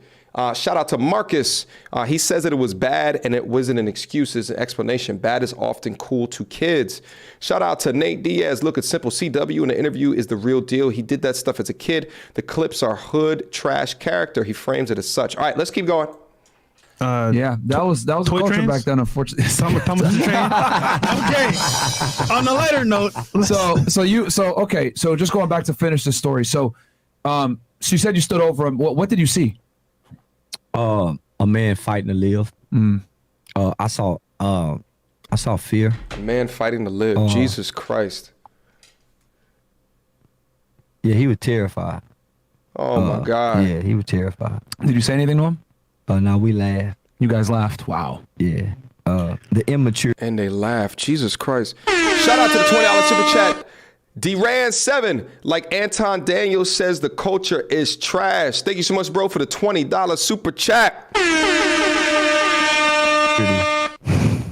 The immaturity of it. Not that we was cold-hearted and thought it was funny. You just people laugh at dumbass some of the kid. true shit that I say as true as it is, but they have to laugh to keep from crying. Yeah. I think we was all in shock. Yeah. So this You didn't think your friend was going to pull the trigger, right? Nah. Yeah. We had never killed nobody. Yeah. So listen, this what made us laugh. When we got in the car, I said, damn, man, we shot that motherfucker. That nigga died. We paused for a minute, and then we started laughing. Try, nigga, come on, go, come on, nigga, let's go. That motherfucker should have been fucking with us. Yeah, everything slowed down. Yeah. After that. How long did it take for the police to catch you guys? Hours. Hours. Wow. Same day they got y'all. Damn. Yeah. We went to the apartments bragging about it. How'd they catch you? Probably the Foot Locker guy had got a good look at you guys. There was a young lady who was sick that day, and her and her mom was at the mall. And we was in the 8th grade. She was in the 7th grade, and she knew all of us. Because it's before CCTV, guys. So eyewitness testimony is really the only way you're gonna identify crimes like this. Yeah, this girl, her and her mom, they knew us from the apartment complex. And they would know identified he us was a federale. So what they did, they went to the schools and got the yearbooks. Wow. That's how they got our pictures out the yearbooks. So it was all. And it was 3 of you guys. It was 4 of us. 4, yeah. Okay. So it was all over the news. Damn. Man, we got arrested probably 2 or 3 hours. We went to the apartment complex, kind of somewhat bragging about it, but we lied and made it seem like the white man was fucking with us. He said, I saw fear in his eyes. I saw a man struggling to live. Oh, this shit is crazy. Shout out to CPB Film for becoming a member for 22 months. Damn. Yo, family, CW is super wrong, but he's trying to give people understanding. I sent you an email of him explaining him trolling. Okay, fantastic. Thank you, brother. All right, I'm going to take a look at that in a few right over here. Shout out to... Wrong button. My bad. Shout out to Louis Brito with a $20 super chat. WTF, just watching this back and seeing Myron laughing at this, he's lost my respect. I am disappointed. Hey, listen, you guys told me to go back and watch it back. I'm watching it back right now. I'm watching it back right now. Okay? But I appreciate the $20 super chat. I think that going back and assessing these different things and talking about it is what we need at the end of the day. All right? Shout out, my brother. Appreciate it. All right, let's keep going. I'm going to pull up that email. But what happened was we went to another apartment complex, and we saw this dude. He was walking from the store, and he had on this long trench coat starter jacket, kind of like the one DJ Quick wore in the video. Oh, that's old school. Yeah. Yeah. DJ Quick. DJ Quick is legendary, bro. West Coast. Yeah. And so the shooter was like, "Say, man, let me see the gun. Let me see the gun." And so when I gave him the gun, he started shooting at the guy. He just started shooting at the guy. And so there was some kids outside playing. So the mother came outside and took a look, and snatch the kids. So that's how they was able to pinpoint where we were at that time. Because it's the same identification from the mall. Yeah. So within probably 45 minutes after that, I heard helicopters, looked out the window, saw news cameras. Just real quick, let me bring this up on the screen. Shout out to CPD Film. He sent this over. This right here is an hour video, so I don't know which portion of this conversation he wants me to play. Let me just see. Is there music in this? Time that you possessed the car. Okay, I don't have time to go through an hour conversation. If you got some timestamps for me, bro, where he says some shit, let me know. DJ Academics wrote, Charleston White admits, and he quoted this, I wake up every day just to troll the rap game. T.I. and Boosie are idiots. So he wakes up to troll the rap game. The rap game. Is it specific to trolling just rappers? Or is he trolling on a lot more than just rappers? Right? But I don't know. I haven't watched the video, but this is the video right here. Feel free to look at some timestamps for me. I don't want to go through the whole hour video to take away from this content. All right, let's keep going. They got arrested before me. I was the last one to get arrested. One of my friends who car we was in, when we dropped him off, I came up with a plan. I said, call and report the car stolen. So this is how clever my little mind is working. It was my plan to go to the mall, steal the jackets. It was my plan to break into the house. So the newspaper identified me as the smallest and the youngest, but the brains out of the bunch. That's how the newspaper identified and described me. The witnesses hear you saying, shoot him, shoot him, shoot him? Yeah. That's why, yeah. Too sweet. Yeah. That's you. Yeah. So when we got caught, I was the last one.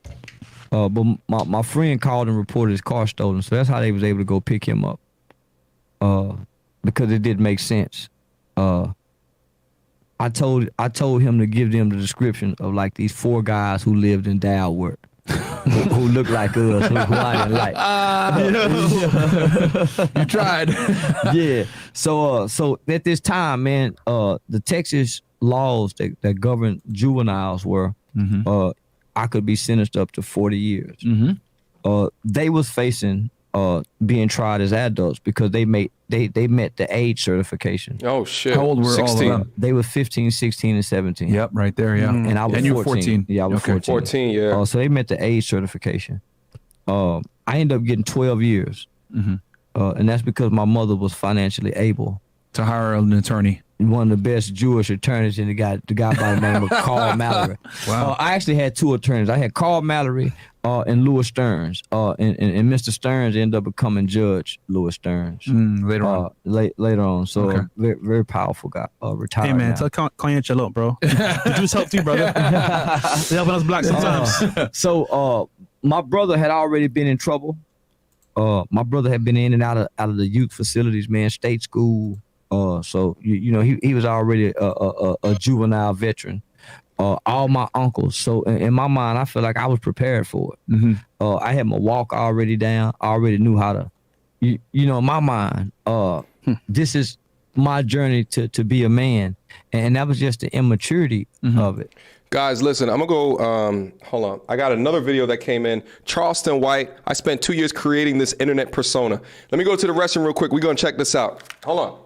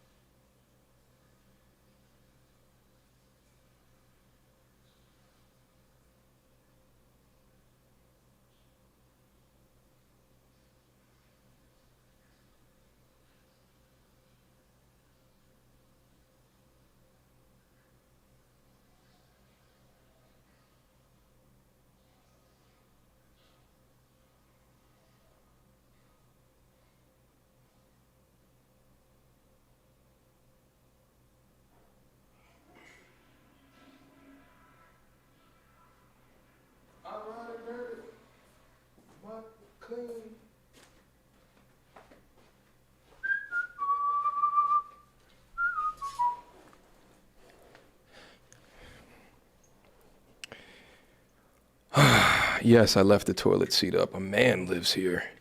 Show me some respect. No, I am not washing my hands. Why? Because my dick is clean. Let's check this out. Is what I feel draws a lot of people to you because you have a very polar. Listen, guys, all right? Yeah, unless you piss on your hands and you got a clean dick, all right? You don't need to wash your hands, all right? All right? You guys over there overwashing your soy-ass hands. Shut up, all right? Shut up. Shut up. That's your goddamn problem now today. Anyways, get yourself a little bit dirty. All right? Shit, what happened to the good old days? You think we came from forefathers that washed their head after every time they took a piss? Hell no. What the fuck you think I'm putting goddamn encephalitis on the goddamn keyboard? I'm here by my goddamn self. There's no one else in here. All right? That's why y'all get sick all the goddamn time, because you're cleaning all of the goddamn germs up off you. Let them marinate in your goddamn skin. I'm tired of your goddamn bullshit.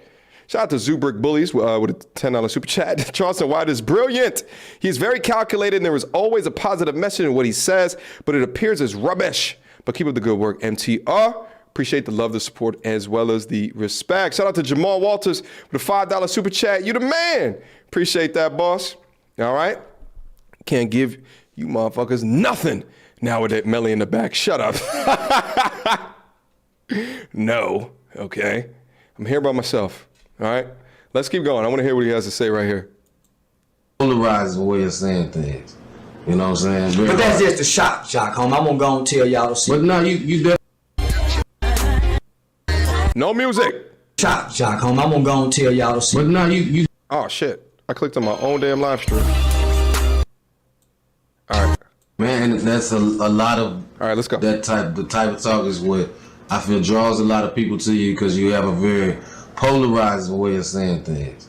You know what I'm saying? Very But that's hard. just the shock, homie. I'm gonna go and tell y'all to see. But no, you definitely no. a lot of truth. But See, I also grew a up lot of- watching Howard Stern, right? Howard Yeah. Stern. Shout out to Howard Stern. Yeah, man, love Howard Stern. Rush Limbaugh. Shout out to old Rush. Bill O'Reilly. Sean Hannity. And they all got big off of hate watchers.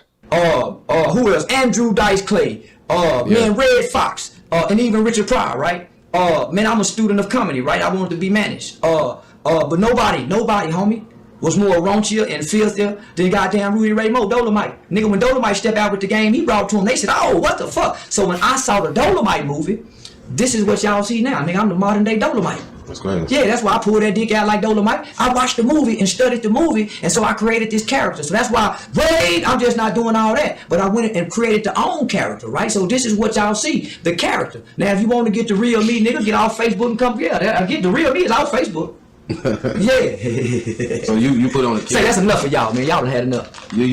So you put on a character in order to draw attention to yourself. You're being your authentic self, but you put some sauce on it. Yeah, you know, it's my personality, my charisma, you know, my knowledge, my experiences, all packaged in one. But I took a speech class, man, in college, and so I learned the art, the value of he went to being college? shocking somebody.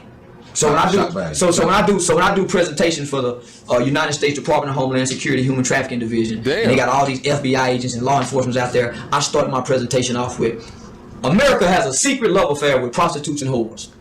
What? Shock, yeah. He ain't lying. To be honest with you, I need to take whatever class that he took. Say, and then I go on and say, man, and then I go on and say, 95% of men alive and dead have laid with a whore or prostitute. Well, for one, they already offended by the word whore. Mm-hmm. Attention grabber. Yeah. That goes back to that Rush Limbaugh, This Andrew brother Dice is Clay smart. type of shit you said. Yeah. So I balled all that up in one.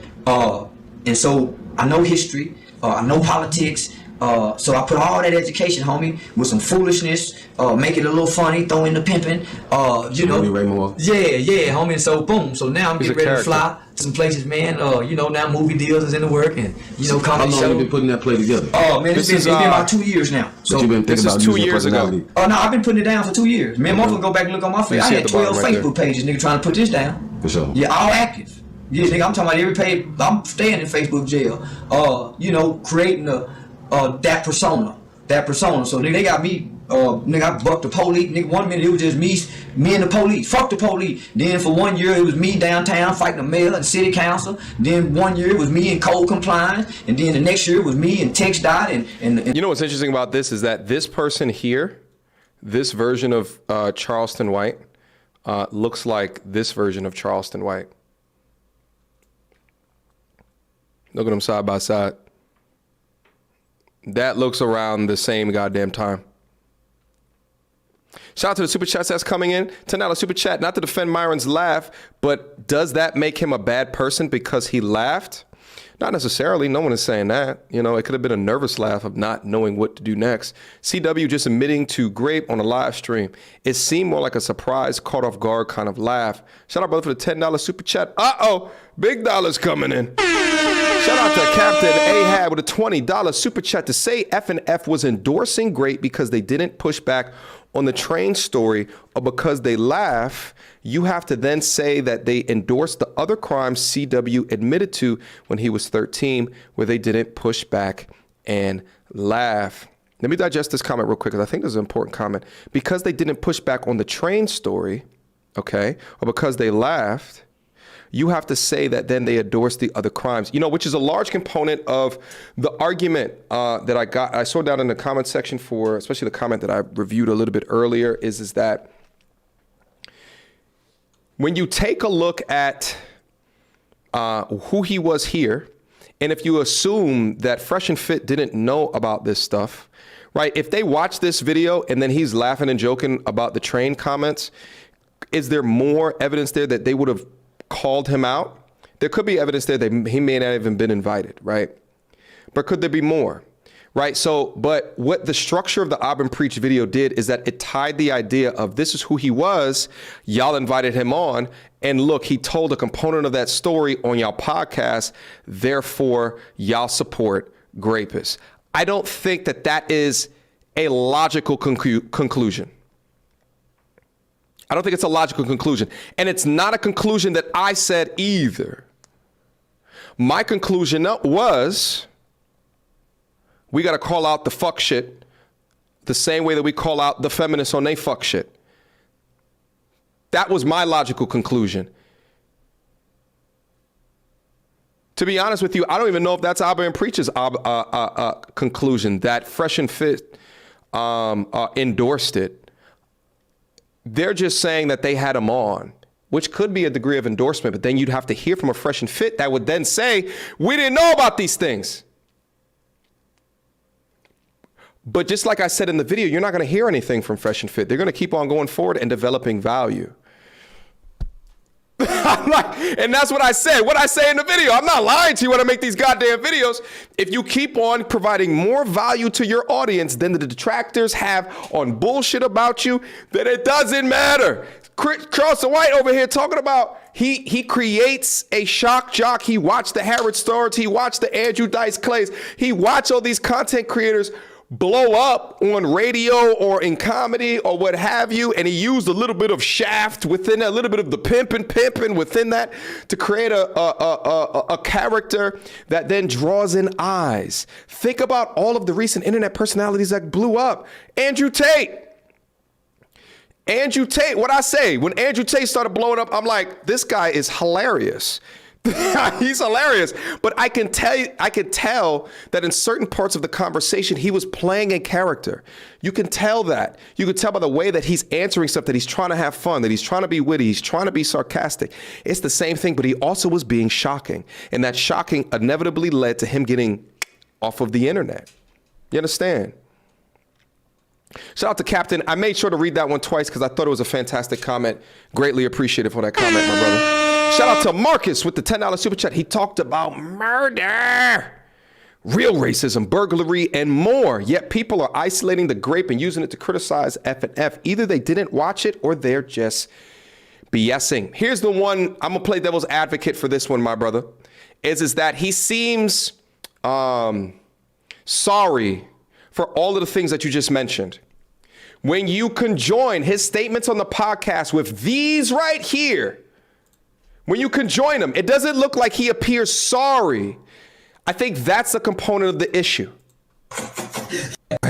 These fucking streets. forcibly ran train. We forcibly used to white girls. Holy and we used to shit. sneak crack in the white girls' cigarettes. Oh, hell no. We didn't sneak nothing in they drink. You lying on me. We didn't do the black girl like that. Only white girls, white boy. Now get mad now. Get mad. Now, if he said that about the murder that he was a part of, that he told his homeboy to shoot that innocent man, Abba and Preach probably would have made a video about that. Let's say it wasn't grape, and he laughed about that when it comes to murder, they would have made a video about that. Yes or no? Yes or no? It's still bad behavior, whether or not it's grape or whether or not it's laughing about murder, they still would have made a video about it. It's the fact that he has this video. Now, Charleston White has not said, hey, I was just trolling. I made that up. My bad. It was part of the internet personality. I understand it's been bad taste. Charleston White hasn't said nothing. He hasn't said nothing. So to answer your question, Markets, it's not about people. It's about that video that they put within there. If Charleston White said this on the podcast, but there wasn't that video of him dancing around talking about we put it just in white girl shit, there would have been no video. Abba and Preach would have made no video. I haven't talked to Abba and Preach. I don't know. That's just my opinion. Anyway, my opinion's right 100% of the time. Anyway, I got some other super chats that's down into the building. Let me keep going. Abba and Preach only call out the hypocrisy in FNF refusing to check Charleston. He talked about luring hot girls to run trains on them while FNF laughed. Yeah, the combination of the laughter didn't also help. At the same time, though, I can understand in a live stream situation, like passively laughing something off to like change and move the subject because you're thinking about the monetization. So I can understand how that happens. I'm not going to nail them to the cross on that shit. I'm not going to die on that hill. Shout out to Still Learning, Still Growing for the $5 super chat. My guy is up in the building. Invite him up. Invite who up? Who you talking about, my brother? But shout out for the $5 super chat. Shout out to Zachary Johnson with a $20 super chat. Fun fact, did you know that there are no Republicans in the Black Caucus? Do you think that's a part of the reason we are behind? No, I did not know that. And I got to think about that a little bit longer to understand if that makes us far behind because of that. But thank you so much, brother, for the $20 super chat. Anyway, let's watch just a wee bit longer of him describing him being an internet character. In the bus system and in the housing authority. So nigga, I done fought with everybody. Yeah. The hoes, the gangbangers, nigga, I done fought the pimp men, the pedophile. Yeah, I done squabbled with everybody but the pimps, man. You got a reputation of shaking shit up with people. If I call downtown, nigga, I'm gonna get an answer, they gonna call back, and nigga, something gonna happen. Yeah, don't nobody want me mad. Okay, no music, please. All right, I think that was a necessary interlude. Let's get back into it. Because I wanted to pick when it was over. Mm-hmm. I said, Mom, I can do 2 years, but I can't do 4 years. Mm-hmm. Because the requirements and part of what I had to go through was I had to go into this juvenile facility. Yeah. So they tried you as a juvenile, but they tried the others as adults? Yeah, they tried the others as adults. Okay. And what, did they all get life? Nah. They didn't start giving children life until probably about the mid 90s, late 90s. The shooter was actually given 75 years, where he only have to do 1/3, 1/4. So he's out by now. He should have been out by now. Okay. The oldest got 99 years. He ended up going back on appeal and getting 25 years. He's out. So he's out now. Do you talk to any of these guys now? Nah. Good question. The other guy. Y'all gonna stop shitting on Fresh. That brother asks great questions, all right? W's down into the chat for Fresh. I thought he been asking good questions, all right? I'm a good question asker myself, you know what I'm saying? Shut up. W's down into the chat for Fresh. I don't know why y'all stay trolling him on his own platform. That was a fantastic question, all right? That was good. Shout out to Still Lowing, Still Growing. Charleston is in here. Charleston is in my chat right now? Is that true? I don't have a way for people to call up within this software that I'm using right now. If you're in the chat, just send me an email. I don't know if you can go on Instagram or something. Yeah, I would appreciate having a conversation with you if he's actually in the chat and you're not trolling. All right, let's keep going. DJ was a kid who had never been in no trouble. Mm-hmm. He was the one who called and reported the car stolen. He ended up getting out on bond. So he was the only one that actually got out. He probably would end up getting probation. Yeah. His mother moved him to Oklahoma, back where they was from, and I guess he ended up running from the police and was killed in a high-speed chase. Oh, wow. Okay. Wow. So I go into the boys' home with a 12-year sentence. Yep. I can get out at 18.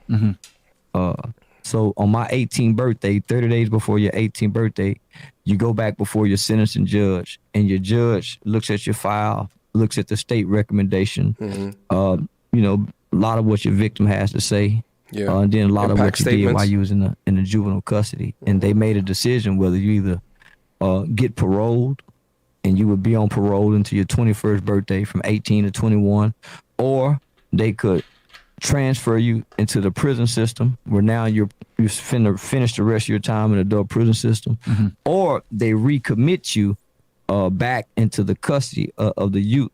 Okay. I spent 4 years trying to go to prison. Yeah. Now, remember I told you I didn't know nothing about gangs until I started going to juvenile. So when I first started getting exposed to gangs, shit, it was everything I was looking for. I couldn't wait to join. So when I got to the state school, I was in a facility where you're 18 now at this point, right? No, I'm 14. Oh, 14. Okay. So after you got convicted and they sent you away. Yeah. All So I went to a facility where they house Texas' most violent juvenile offenders in the state. Yeah. So everybody was there for capital murder. Which jail?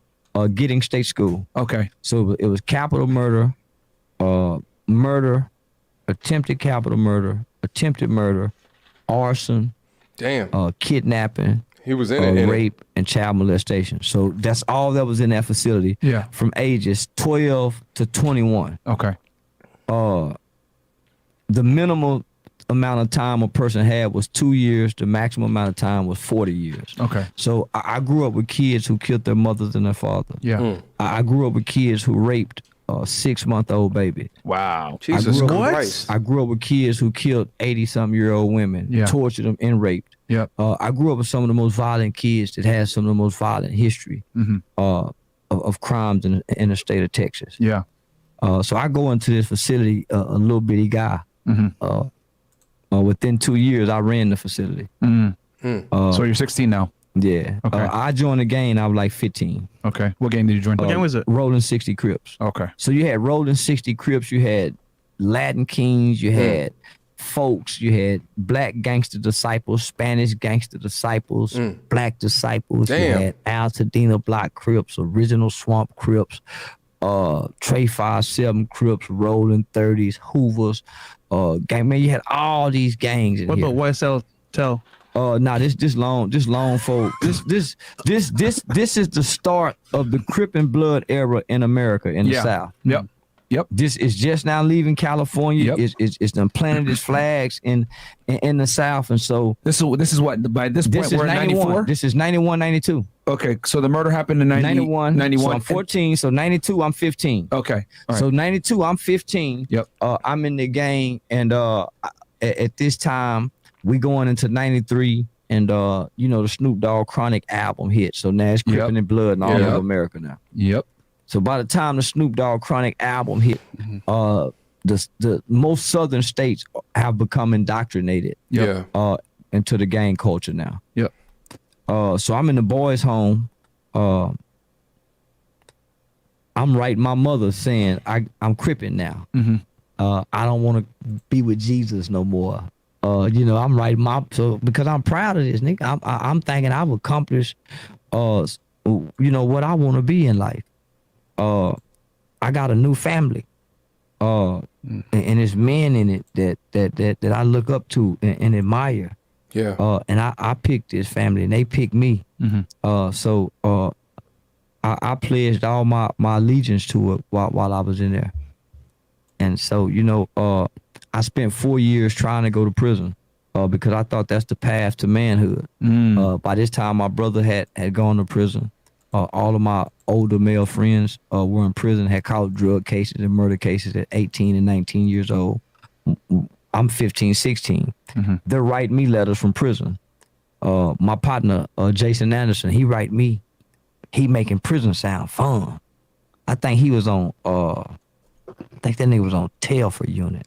And that was a young unit. Boy, them niggas, man, he made that shit sound fun. I will put it back to 1.5. Boy, I could, on top of what my uncle had already told me, on top of what I'm seeing at the penitentiary. Now, we don't left the black exploitation era. Now we're in the gangster era. So as I'm playing gangster, trying to develop this gangster mindset as a teenager, we got gangster videos now. Yep. All the gangster videos in the 90s had some reflection to a jail, prison bar. Right. From NWA Express They did. yourself. Yep. Every video had a reference to a nigga being killed. Back then, it wasn't guns in videos. It was dead bodies. Outline talks of dead bodies. The symbolism of death. Murder was a case. Come on, homie. Yeah. Snoop Dogg. Yep. Let's connect the dots. Yeah. So Yeah, and they glorified it. Shout out to Roy with a $10 super chat. My name is Rodney Dixon. I'm an IT support tech and author. I would love to be a content researcher for you. Watch tons of channels each day, and I'm prepared to research different topics. Send me an email, my brother. I'm looking at my email right now, and I got like at least 6 emails from people that are interested in a content researcher position. I would appreciate if you would send me an email, mediocretourismreviews@gmail.com. Thank you so much, though, my brother. Shout out to J. Leon Lead. I don't think F&F condone this. That is why I have a problem. That is not why I have a problem. I don't think that they condone this either. What I think is, you know, they more than likely won't say anything because they probably want him back on. And if they said something, it's going to cut ties with it, right? So you guys do with that information of what you want with it. The issue is that when women have a bad take, there was an immediate pushback. But here they giggle along with Charleston, shows a bias. Hey, shout out for the 11 Canuck bucks. I talked about that as well as on my reaction yesterday.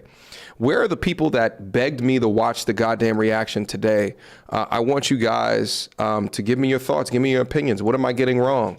What am I saying that's so off? Shout out to Certified Professional with the $10 super chat. This dude is describing the most heinous upbringing you can imagine. And if you know anything about the hood, this is just typical. Yeah, and the thing is this is not even the most crazy imaginable, because he said that he still had a mother at home that was well paid. She worked at General Motors. She had the funds to afford him a fantastic Jewish lawyer to help him beat his case at the age of 14 years old. So he had some allowances to understand of a different route to be able to take, but without having a strong father, a structured, framework-driven, stoic father there to cut him out of the bullshit. That's why I think every time that I talk to my father on the phone, there's a degree and level of respect I will always give him, because he tried as hard as what he could to cut me out of the bullshit that was around me in my life. That was his job. That is his purpose. As a father, that is your job. That is your purpose. And when the father is not there, then the kid gets exposed to all of this other shit. And that's what happened to him in his life. Shout out to Certified Professional with the $10 super chat. Lego! So this is a gangster culture. Even the women want gangsters, or they want something that look like a gangster. Yeah. We haven't even gotten to the point where O-Dog, the character in the imagery of the long braids, tank top tucked into the dickies with the gun now, the O-Dog image. Mm-hmm. Nigga, every young black kid in America want to be an O-Dog, just like they want to be an NBA young boy. Yeah. A Dirk, a King Von. A nigga, I wanted to kill. I wanted to be that. I wanted whatever came with gangsters. If raping came with gangsters, if killing came with gangsters, if lying to your mama, stealing out your mama purse, stealing your mama car, whatever came with being a gangster, I wanted it. If you had a dad, you think it would be different? Much different. Oh. Yeah, every nigga I know with a daddy kicking in. No, yeah. It has to be a strong father though. Yeah. Can't be a weak one. Oh, Can't absolutely. Be a dope fiend nigga. Can't be an alcoholic daddy. It got Absolutely. to be a strong daddy. Yep. No Whatever Boys he- in the Hood. There's a scene where one of the on. guys gets killed, and then I think Facts. the character that Omar Gooding, Facts. Omar Gooding Jr. plays, he goes and gets a gun, and he's like prepared to go and retaliate. And I think it's Lawrence Fishburne, if I'm not mistaken, the actor, stops him, takes the gun, and tells him, "No, you're not going to leave." And I think that was He a very run out, powerful scene. Yeah. but he runs out. Yep. But at some point, whatever he has with the foundation of his father, he say, "Stop the car. Yeah. Stop the car." Yep. My father is now retired, but he was a teacher in the New York City Public School District for 30 years. One of the things that he used to tell me is right around 12 to 13 years old, if the young boy is lost, there's really nothing you could do until he figures it out himself. But if you catch him before 12 to 13 years old, if you give them guidance, if you give them structure, if you show them a different way, if you give them a way that they can dream of things that they can't currently see based off of the neighborhood or the block that they currently grow up in, or the people that they're exposed to, if you can get to them before then they have a chance. Obviously, the earlier that you get to them, the more chance that they have. But around 12 to 13, he was like, at that point, they for the streets. out of respect that the homies have for him to let the nigga get out the car. Right. Yep. Good movie. I learned, homie, that the presence of a father and that the shame that a son can feel from disappointing a father is much more greater than gang influence. Respect. Much more greater than gang influence. Charleston. I was going to say, just so we can finish on the prison stuff. Yeah. So you're in there for 2 years. You're running the prison. So you said you went to the judge now at 18 years. Why are we not talking about the father stuff? He was about to go in, Myron. Myron, he was about to go in. God for damn. You see, Fresh was about to ask him another father question. Fresh, W's for Fresh down into the chat. Fresh is about to hit him with another father question. That's what we wanted to go. That's what the people wanted to see. Y'all better stop playing with Fresh like that. Y'all better stop playing with Fresh like that. Y'all be shitting on Fresh for what? I don't see it. Not here. The brother is asking. The brother understands his audience. Without a doubt, Fresh understands his audience. He understands where the conversation needs to go. Yeah, listen, W for Fresh. Y'all gotta show Fresh some respect over here, God for damn it. All right, because I see the intelligence. Shout out to Hollow Life 20 with the $20 super chat. I'm 30 minutes late. I don't know if you're going over this, but right and wrong are subjective to kids, especially those in war-torn places or ghettos. It's the same reason cartels make kids, Sicario, and warlords make child soldiers. Yes, my brother, we actually did go over that, but thank you so much for the $20 super chat. But my argument to that is that when he created this video, I'm not begging. He is not a kid. We forcibly used to white girls, Holy and we used shit. to sneak crack in the white girls' cigarettes. Oh, hell no. We didn't sneak nothing in they drink. You lying on me. We didn't do the black girl like that. Only white girl, white boy. Now get mad now. Now, does that sound like he's sorry for the particular situation that happened to him when he was a child? If a child soldier was a child soldier and he went off and killed everybody that he possibly could as a child soldier, but then went to another country and said that, he's learned from his mistakes versus went to another country and laughed at all of the people that he killed, will we still not hold him accountable? I understand with kids, it's a slippery subject, but when as an adult, you see this shit, you got to be able to talk about it. But shout out, brother. Appreciate the $20 super chat. Shout out to Magnified Reacts with the $20 super chat. Give 10 of this to Fresh MTR. He was about to go in. Shout out, my brother. Yeah, he was about to go in. I saw what Fresh was doing up there. I saw what the brother was doing. All right, let's keep on going. All right, let's go. Years old. Yeah, so 4 years. What did they end up deciding? So by the time I was 18, I was there almost 4 years. Only thing that I had done positive, I got my GED, and I completed a chemical dependency treatment program. Okay. Other than that, I was in some of the worst behavior modification programs that they had. You were getting in fights and everything because you're gang related at this point. So everybody's beef is your beef. Yeah, I spent so summer 1993, I spent 9 months in a 23-hour lockdown program called the Giddings GRU program, the Giddings Resuscitation, whatever that shit was. So I spent 9 months. I was on solitary. Yeah, in solitary. 23-1. Yeah. I did 9 months. Did that fuck with your head? Yeah.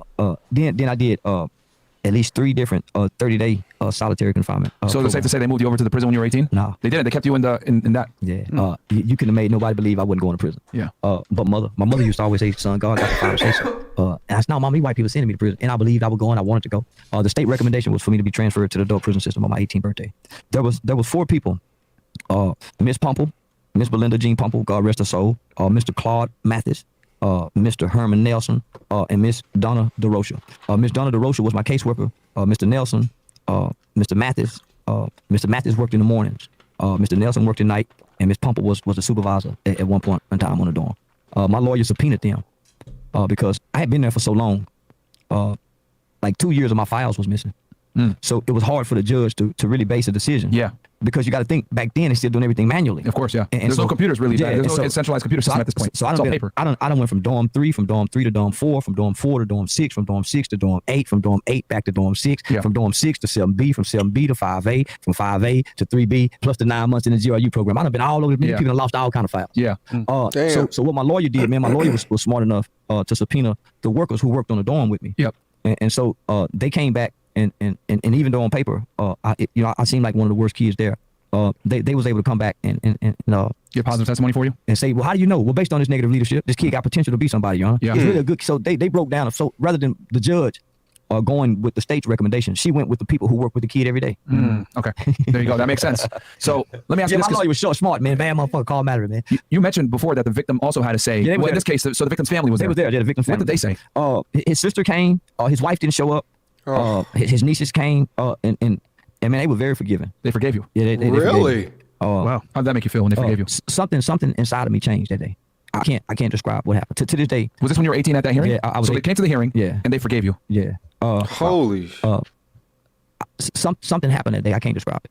I just know I couldn't go back and be the same gang banging little kid that I wanted to be. Is that when it just like snapped and you were like, I'm out of this shit? That day, that moment, it's like something spiritually happened. Well, for one, because I'm listening to what the juvenile workers are saying about me. Yeah. Okay. I've been cripping, saying, and I've been hearing all this horrible shit about you going to prison, you horrible. So now I'm listening to what these people are saying about me. And in my mind, remember I told you I was taught to not trust white people, to be racist. So in my mind, I'm saying, why would these two white women, why would they be doing this? Wow.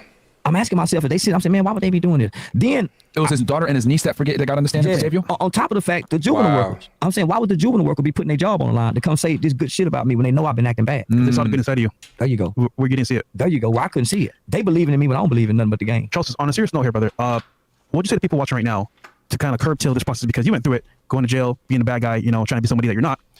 How would you tell people what you learn from it, how they could like overcome this as well and not go through it themselves? Some people have to go through it. You can't stop it. You can't prevent it because you didn't create the situations and the circumstances that they was born into. You can't, or we can't repair the hurt and the pain that most of the kids have when we encounter them. Nigga, they hateful and angry. We can't undo that. So based on their choices and their decisions, a lot of them have to go through what I went through. What made the difference in my life, homie? I had people. I went into an institution and into an environment where people really believe they can make a difference in children's life. Well, I'm just surprised he didn't say father right here, but let's keep going. I got in trouble during a time in America when America still believed that children are children and children make mistakes and children still should be afforded another opportunity at life. On top of the fact that when I got in trouble, there was a section of our politicians, mainly our president and Hillary Clinton. Yeah, it's the Clinton era. They just had blew the whistle and said that there's a wave of children in America that was born and have been born, and that they're bigger, they're faster, they're stronger, and they're heartless criminals, and these children are super predators. One thing that I wish that they asked him is that you murdered had something to do with the murder of, you gave the command for the murder of your wife, your husband, your father, your son, all of these different people, and they all forgave him. What was that? What was the catalyst for that? I understand the juvie people meeting him, understanding him, listening to him speak. He's obviously very smart, very intelligent. He's an amazing orator. And over time, I can see how those people were convinced. But what was it about that family? What was it about them that they forgave him? Did they do conjugal visits? Did they meet him before that? Or they just showed up 4 years later at the goddamn hearing and just forgave him for it? Or were they religious? Was it a part of their religion to just forgive and not to hold on to contempt? What was that? That's what I would ask if I was there right now. Hopefully they get into that. I'm the super predator generation that they spoke of, which we wasn't super predators. There's no such thing as a super predator. No child is born bad. Homie, we was gangsterism was promoted, propagated. It became propaganda in the black community. Facts. They had to put parental advisory labels on black people's music. That's why he hates it so much now, because it ruined his life. Yeah, on the corner. Because those lyrics were starting to. So his creation of his internet persona is a projection of the pain that he went through as a kid. So he's going this hard at the industry. He's going so hard at rappers.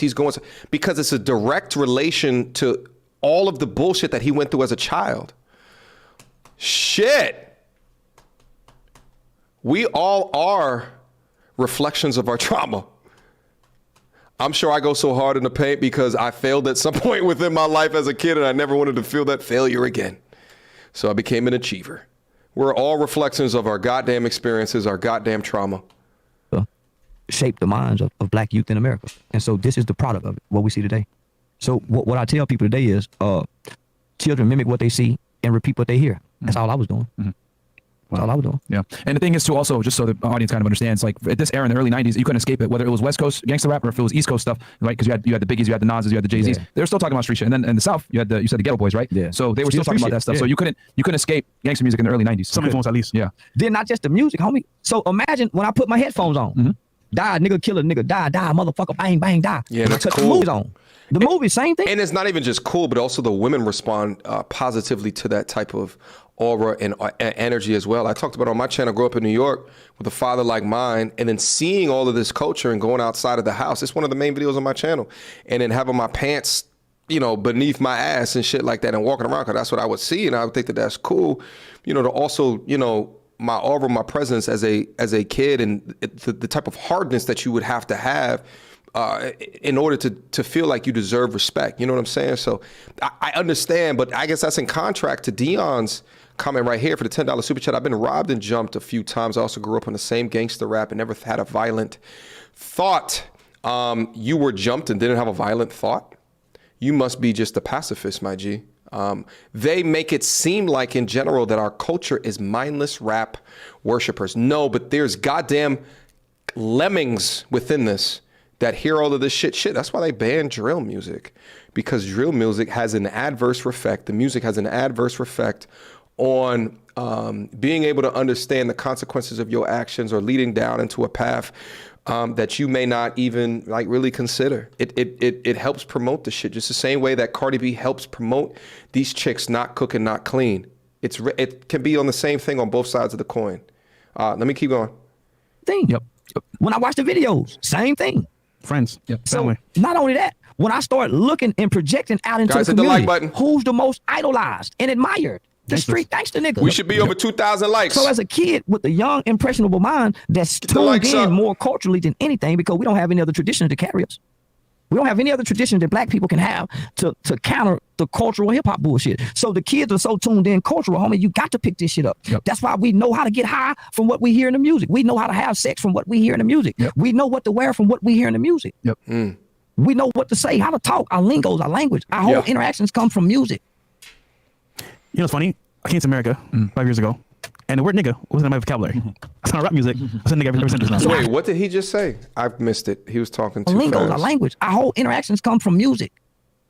You know what's funny? I came to America 5 years ago, and the word nigga 5 years ago? He's only been in America for 5 years? wasn't in my vocabulary. I saw rap music. I said nigga every sentence now. So how can we be mad at white kids? Yeah. How can we be mad at white kids when they get to the part of the song and they say, nigga, I ride for my nigga, I die for my nigga. And it's a bunch of white kids saying that. We can't get mad at that. Yeah. Yeah. But we'll try to make that racial and get mad. Homie, it's our culture now. Nigga is in the culture. Yep. So, very powerful moment. So you got these people that work with you that know you've been causing trouble, but they still put their neck on the line to say that you're a good kid. Then you also have the victim's family come in. You said it was his niece and his daughter forgives you. His niece, his daughter, and his sister. And his sister. They forgive you, under oath, testifying. At that point, you realize this gang life is not it. And then what happened after that? Did you spend another I few spent years in almost jail? another 3 years. But Okay. keep in mind, Yeah. all of those elements are compiled on top of the fact that now I'm starting to mature as well. Yeah. Brain development is Yep. starting to mature. Becoming an adult. Yeah. I'm starting to see gang banging for what it is. Some of the guys I used to didn't like because they was in the gang. We done been here so long, we started to like each other. We started to become friends. Yeah. So there's really no real hate in my heart. I'm in a juvenile facility. I'm in an environment where most of my hurt and my harm is being repaired through group therapy. Gotcha. You see what I'm saying? So Shout out to Kristen Pack with a $5 super chat. Bro, you're falling for his charm. How am I falling for his charm? He's exactly like Charles Manson. What? Stop believing this man. He's trying to make you feel bad and think he's smart. I think you take me for a fool much more than what I actually am. I'm not falling for his charm. I'm trying to objectively look at both sides of the coin, understanding the Abba and Preach video, understanding Fresh and Fit as content creators in a live stream format, understanding his story that he's telling. I'm not negating the horrible thing that he set up on his shit 2 or 3 years ago, right? I'm also not negating the idea that he's a potential troll in it. What I'm trying to do is to understand with all of the facts in place.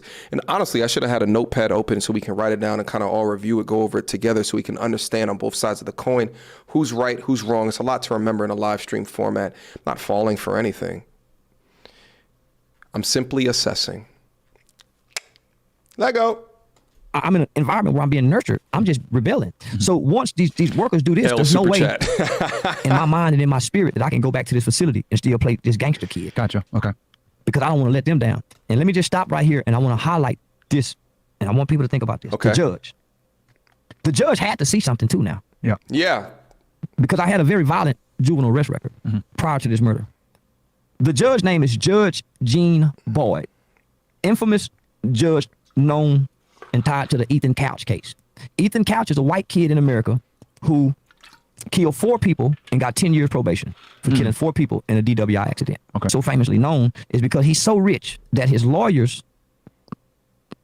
said during the trial that this kid is suffering from affluenza. He was so rich he don't know right from wrong. Oh, wow. And won. Wow. Look it up, Ethan Couch. So This judge presided on that case. This judge presided on this case. Yeah. Now, everybody say that the reason that kid got it because he was white and the judge was white. And I say in defense, maybe she saw something in Ethan Couch that she saw in me because she should have sent me to prison based on what was before her. There's no way you could make the people believe that Charleston White would be what I am today. Yeah. So everybody was wrong about me because they were just looking at my behavior. They wasn't really looking at the kid, who I was, except the people who work with me every day. So I go back. I'm going to speed this story up. I spent 3 more years there working the programs. I got out at 21 in 1998. My record was sealed. I haven't been back to prison. Since 98. Since 98. Nice. So I don't have any felony convictions on my record. I haven't been in and out of jail. I haven't been living a life of crime. I've been just trying to figure out life as a black man in America, becoming a father. I haven't been trying to find my life out of a way of crime. So all of my issues in crime was as a kid, as a juvenile. When I got 21, I walked away from that juvenile facility. Homie, I ain't looked back at no jailhouse. I've gotten in trouble. But the trouble I've gotten in was just trying to figure out some shit, selling a little weed while trying to go to college. I just want to do right in life. Right. Wow. So, Okay. This was That's an awesome story. That's a story right there. I said one more thing here. What college Not you to go be to? too funny, but maybe they just saw the white in you, Charleston. Charleston White. Yeah. It's a white in me. Yeah. It's a white in me. Okay, some chance here, man. What the hell, man? This white, bro. Fresh, I'm trying to ride for you right now, my G. God damn it. God damn it. Bring back shaming of terrible jokes. Damn it, Fresh. L jokes down into the chat. Fresh, we was riding for you, my G. What the? The timing was off. The content was off. Jesus. God damn it. Was that a dad joke? Is Fresh a father? I just gotta add one more thing here. Yeah. Not to be too funny, but maybe they I don't think it was too funny, Fresh. just saw the white in you, Charleston. Charleston White. Yeah. It's a white in me. Yeah. It's a white in me. Okay, we got some chats here, man. What the hell, man? Before the chat. This white, bro. Okay, Yeah, I'll read it's these white, chats eh? real quick, guys. We got 13,000 plus y'all in here right now watching on Damn. YouTube, and we got another, I think, 5 or 6K on Rumble. So Big we got numbers. about 20,000 of you guys watching right now. So guys, do me a quick favor, like the video, subscribe to the channel. Also, we got all Charleston's links below. Check him out, man. His new YouTube channel. And then, hey, it is what it is. Read, man. Hey, man, yeah. Keep the L lights ad read. on. Keep the lights on. Yeah, it keeps the lights on. Okay, so go ahead, Fresh. Okay, so we covered your past, Charleston. All right, let's get back the in. good and the bad. Now, moving forward, you developed, you're a lot wiser now, and your influence on social media is extensive. Whatever you say, people listen to, but also you're funny as hell, bro. So I got that message spoke to him a couple of days ago. He's like, bro, Charleston White, He's funny as funny hell. ass guy, Yeah. very real, but you should do comedy. And so said so, then you did comedy. How's that been for you, brother? It's been say man, comedy hard in the motherfucker. I got a set where if I do my set, I'm gonna have a hell of a comedy show. But man, when you get up there, man, and you be looking out in the crowd, man, I get nervous and I forget the whole set. I've done 13 shows. I've sold out 13 shows. All sold out. The biggest venue thus far is with Big Reed out there in Philadelphia, man. We did a show in New Jersey at the Showboat Hotel that had 900 seats. And yeah, I sold it out. It's been going good. That was my whole objective. That was my whole goal. At some point, I needed to separate Charleston from the internet character and persona. Right. I got the idea to create the internet character and persona from being frustrated as a community activist, but also seeing the movie Dolomite that Eddie Murphy had done. I grew up believing, remember I told you black exploitation, homie. So I saw all the Dolomite, the Mac movies and all of that. So I grew up believing that Dolomite was Dolomite I grew up believing Tupac was Tupac. I grew up believing that it was Eazy-E real. was Eazy-E. Yeah. I grew up believing that Ice Cube was Ice gangster, Cube, Ice right. Cube. Right? It wasn't until I got grown and Ice Cube started It's so crazy watching NWA Ice Cube and then movie role Ice Cube today. Oh, it's so crazy. to write movies that I Right. realized that nigga wasn't no gangster. Yeah. He had us all fooled. It wasn't until Tupac was killed That you realize that he wasn't And- about that. we started watching Vlad TV interviews Yeah. that I realized Tupac wasn't gangster. Right. That Crazy. it was Mob James and the other death row securities was the gangsters. He was an artist. I didn't know that. It was a figurehead. Separation. So I said they tricked me as a kid. They tricked me into being the gangster, playing gangster. This is the type of energy that I need modern women today to understand and be mad at the tricks that the goddamn, I need a soldier, independent lady, all of that shit. The I don't cooks, I don't cleans, the twerk it, flip it, independent woman, hoorah. Don't need to submit to a man which is outside of the will of God. How you a Christian feminist? How? Get out of here with your bullshit. That's the type of anger that hopefully this content can hopefully, like the dudes going up on Vlad and talking about Tupac and revealing the truth to Charleston is the same thing when these women go to a my channel, a Kevin Samuels channel, or any of these other channels down into the space. That's the same type of awakening or exorcism of their previous terrible ingrained knowledge that we want them to happen, and be mad at it. Don't be mad at us for the truth, mama. Be mad at the liars. Leg out. And gangster. I didn't know gangsters when they got to jail, they cried on the phone. I didn't know gangsters did not disrespect the judge. I thought when gangsters went to jail, they fought with the guards. I didn't know they did what the guards they do. But Charleston, we know one thing. Gangster snitch too.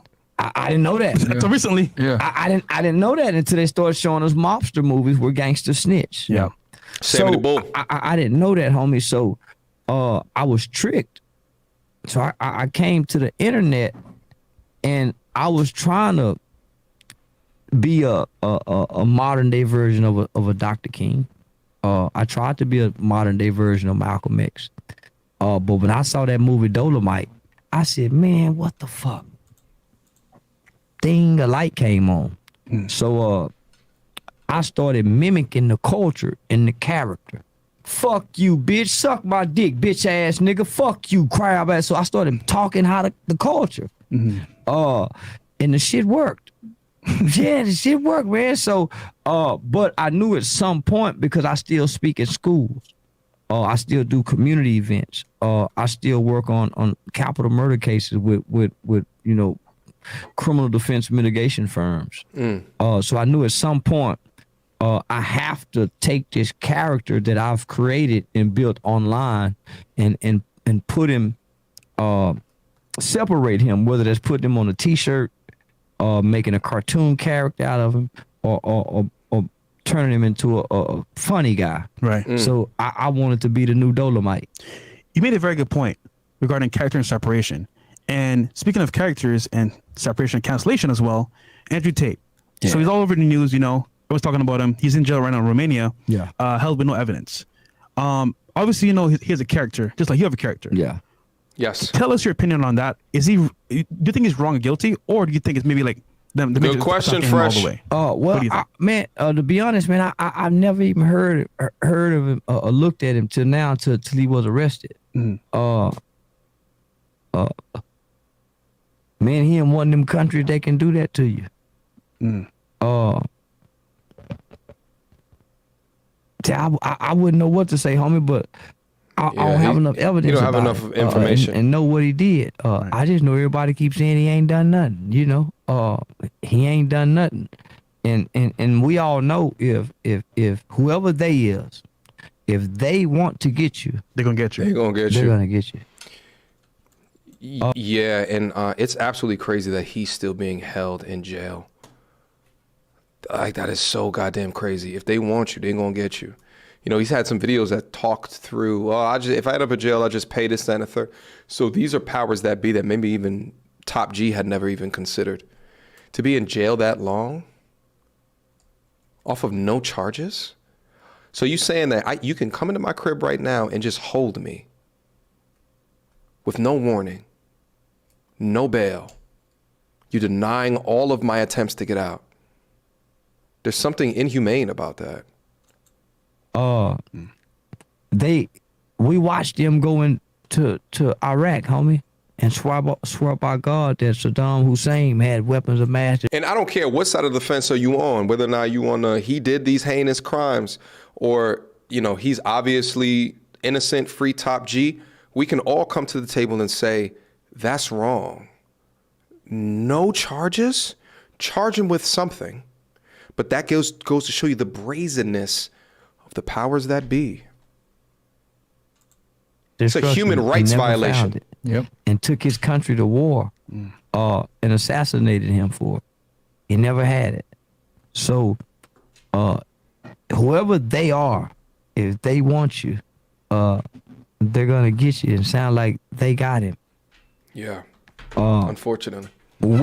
If we believe he innocent, we can become the powers to be to free him. If we believe he innocent. If we sit back in our silence and we believe that what they're doing to him is our greatest fears, that they can come after us and do this and nobody can do anything, then we're just as complicit as they are. Agreed. And I think that's why, we're good friends with Andrew, and people say, oh, Fresh Myron, why do you guys always defend Andrew? Why do you guys always defend Andrew? I look at it like, well, number one, he's our friend, so we're going to take his side. We don't care what anybody else says. And then number two, we know that he's innocent because we know the man personally. And I look at it like an injustice for one. What Myron just said here, I think is very important. Let me just repeat what he just said real quick. And Andrew, why do you guys always defend Andrew? I look at it like, well, number one, he's our friend, so we're going to take his side. We don't care what anybody else says. And then number two, that Myron's comment right there, we're his friends, so we're always going to take his side. That comment right there is a degree of the Abba and Preach video. Because the Abba and Preach video was this idea, they challenged the idea of accountability.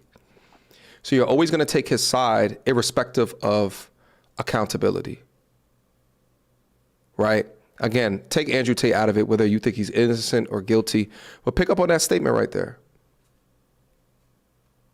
It's a very interesting statement because that underpins the crux of that Abba and Preach video. Is that irrespective of if you're friends of the show, we're gonna advocate for you. We're gonna take your side. Honestly, as a content creator, this is it's very difficult. Let me give you guys from my experience. Let me talk about this real quick. As a content creator, listen, the Fresh and Fit, what they got going over there, what I got going over there are very different types of content. They do live stream content, so they have to collaborate. My content, there's not a need. It's not necessary to collaborate. If I just want to do single reactions, I don't need anyone else. I could just, get help with editing, this, that, and third. Content researchers, okay, email me if you're interested. Right, so there's not a necessity. So being a reaction channel, being a commentary channel, like a Abba and Preach, right, it's sort of like you're incentivized not to create relationships so you can continue to hold people accountable. So even and still, as I've gone out and I've tried to pick different types of people that I can collaborate on based off of their brand representation, based off of the way that they demonstrated themselves, based off of their digital footprint, and as well as based off of their in reality reactions towards me and the things that I've seen, you could step forward in that collaboration if you feel as though it's a low risk, high value opportunity from a business perspective. But when there's an idea of, because we're friends, then we can't hold accountable, then we're just going to support no matter what. It's crazy because that's how bros should be. That's how loyalty should be. But you should ask yourself, if that's the underlying ideology of the content creators, then perhaps they will be unwilling to call things out or hold people accountable because of their existing relationships.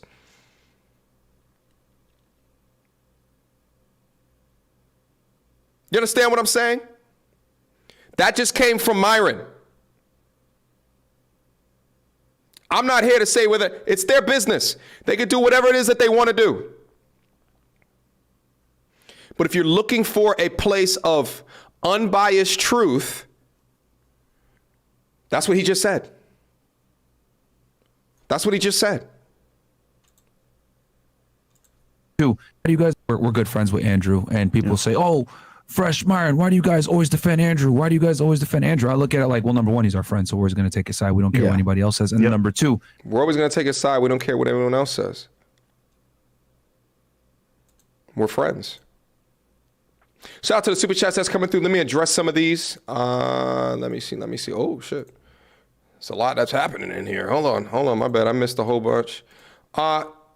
Jesus, it just went back to the front. All right, hold on. Let me grab some. Shout out to Jamal Cooper for the $20 super chat. Thank you, brother. Shout out to JPXP with a $20 super chat. Charleston White admitted to lying, trolling about SA. Women here is It's on the Real Life Streets Stars interview starts at the 20-minute mark. Hey, Jay, can you email me that, please? I will wholeheartedly appreciate that.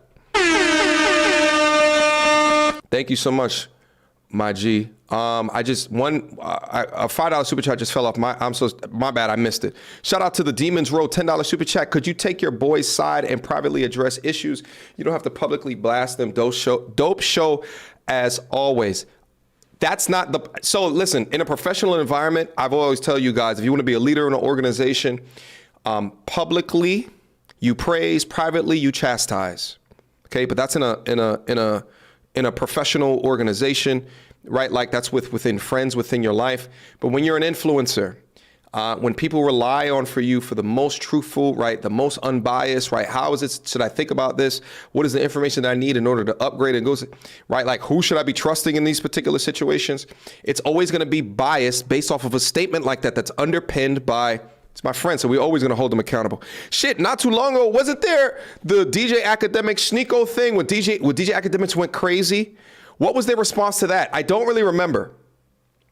Was their response to that? It was messed up what he did, he shouldn't have been here talking to that woman. Or was the response to that? He's our friend, bump it, we're going to ride with him to the days out. What was their response to that?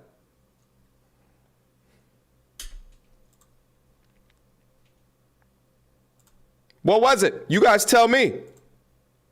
Shout out to Mr. Goody for Shoes with a $10 super chat. If he was really true about redemption, he would guide anyone listening to people to look up to rather than doing his dirt, than trying to become a role model. He gave up on that respectfully. Shout out my bro for the $10 super chat. Let me just see what time it is real quick. Uh-oh. Okay.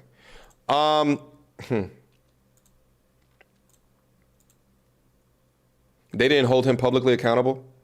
Is that what you guys are saying? I hate Sneeko's gun control. Yeah, it looked like his finger was on the goddamn trigger.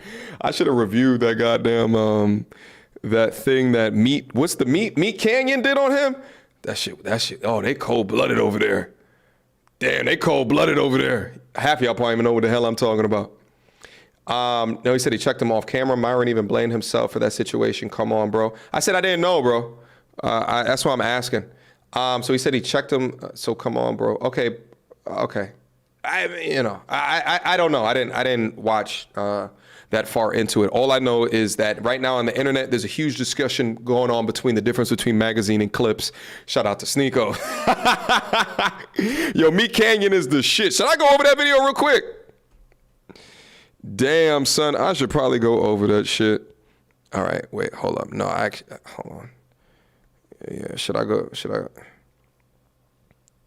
Nah, I gotta. Guys, I gotta head out of here. I got some stuff that I gotta be able to get to. Shout out to everybody that came down into the building. Guys, do me a favor, put a like on the video right now.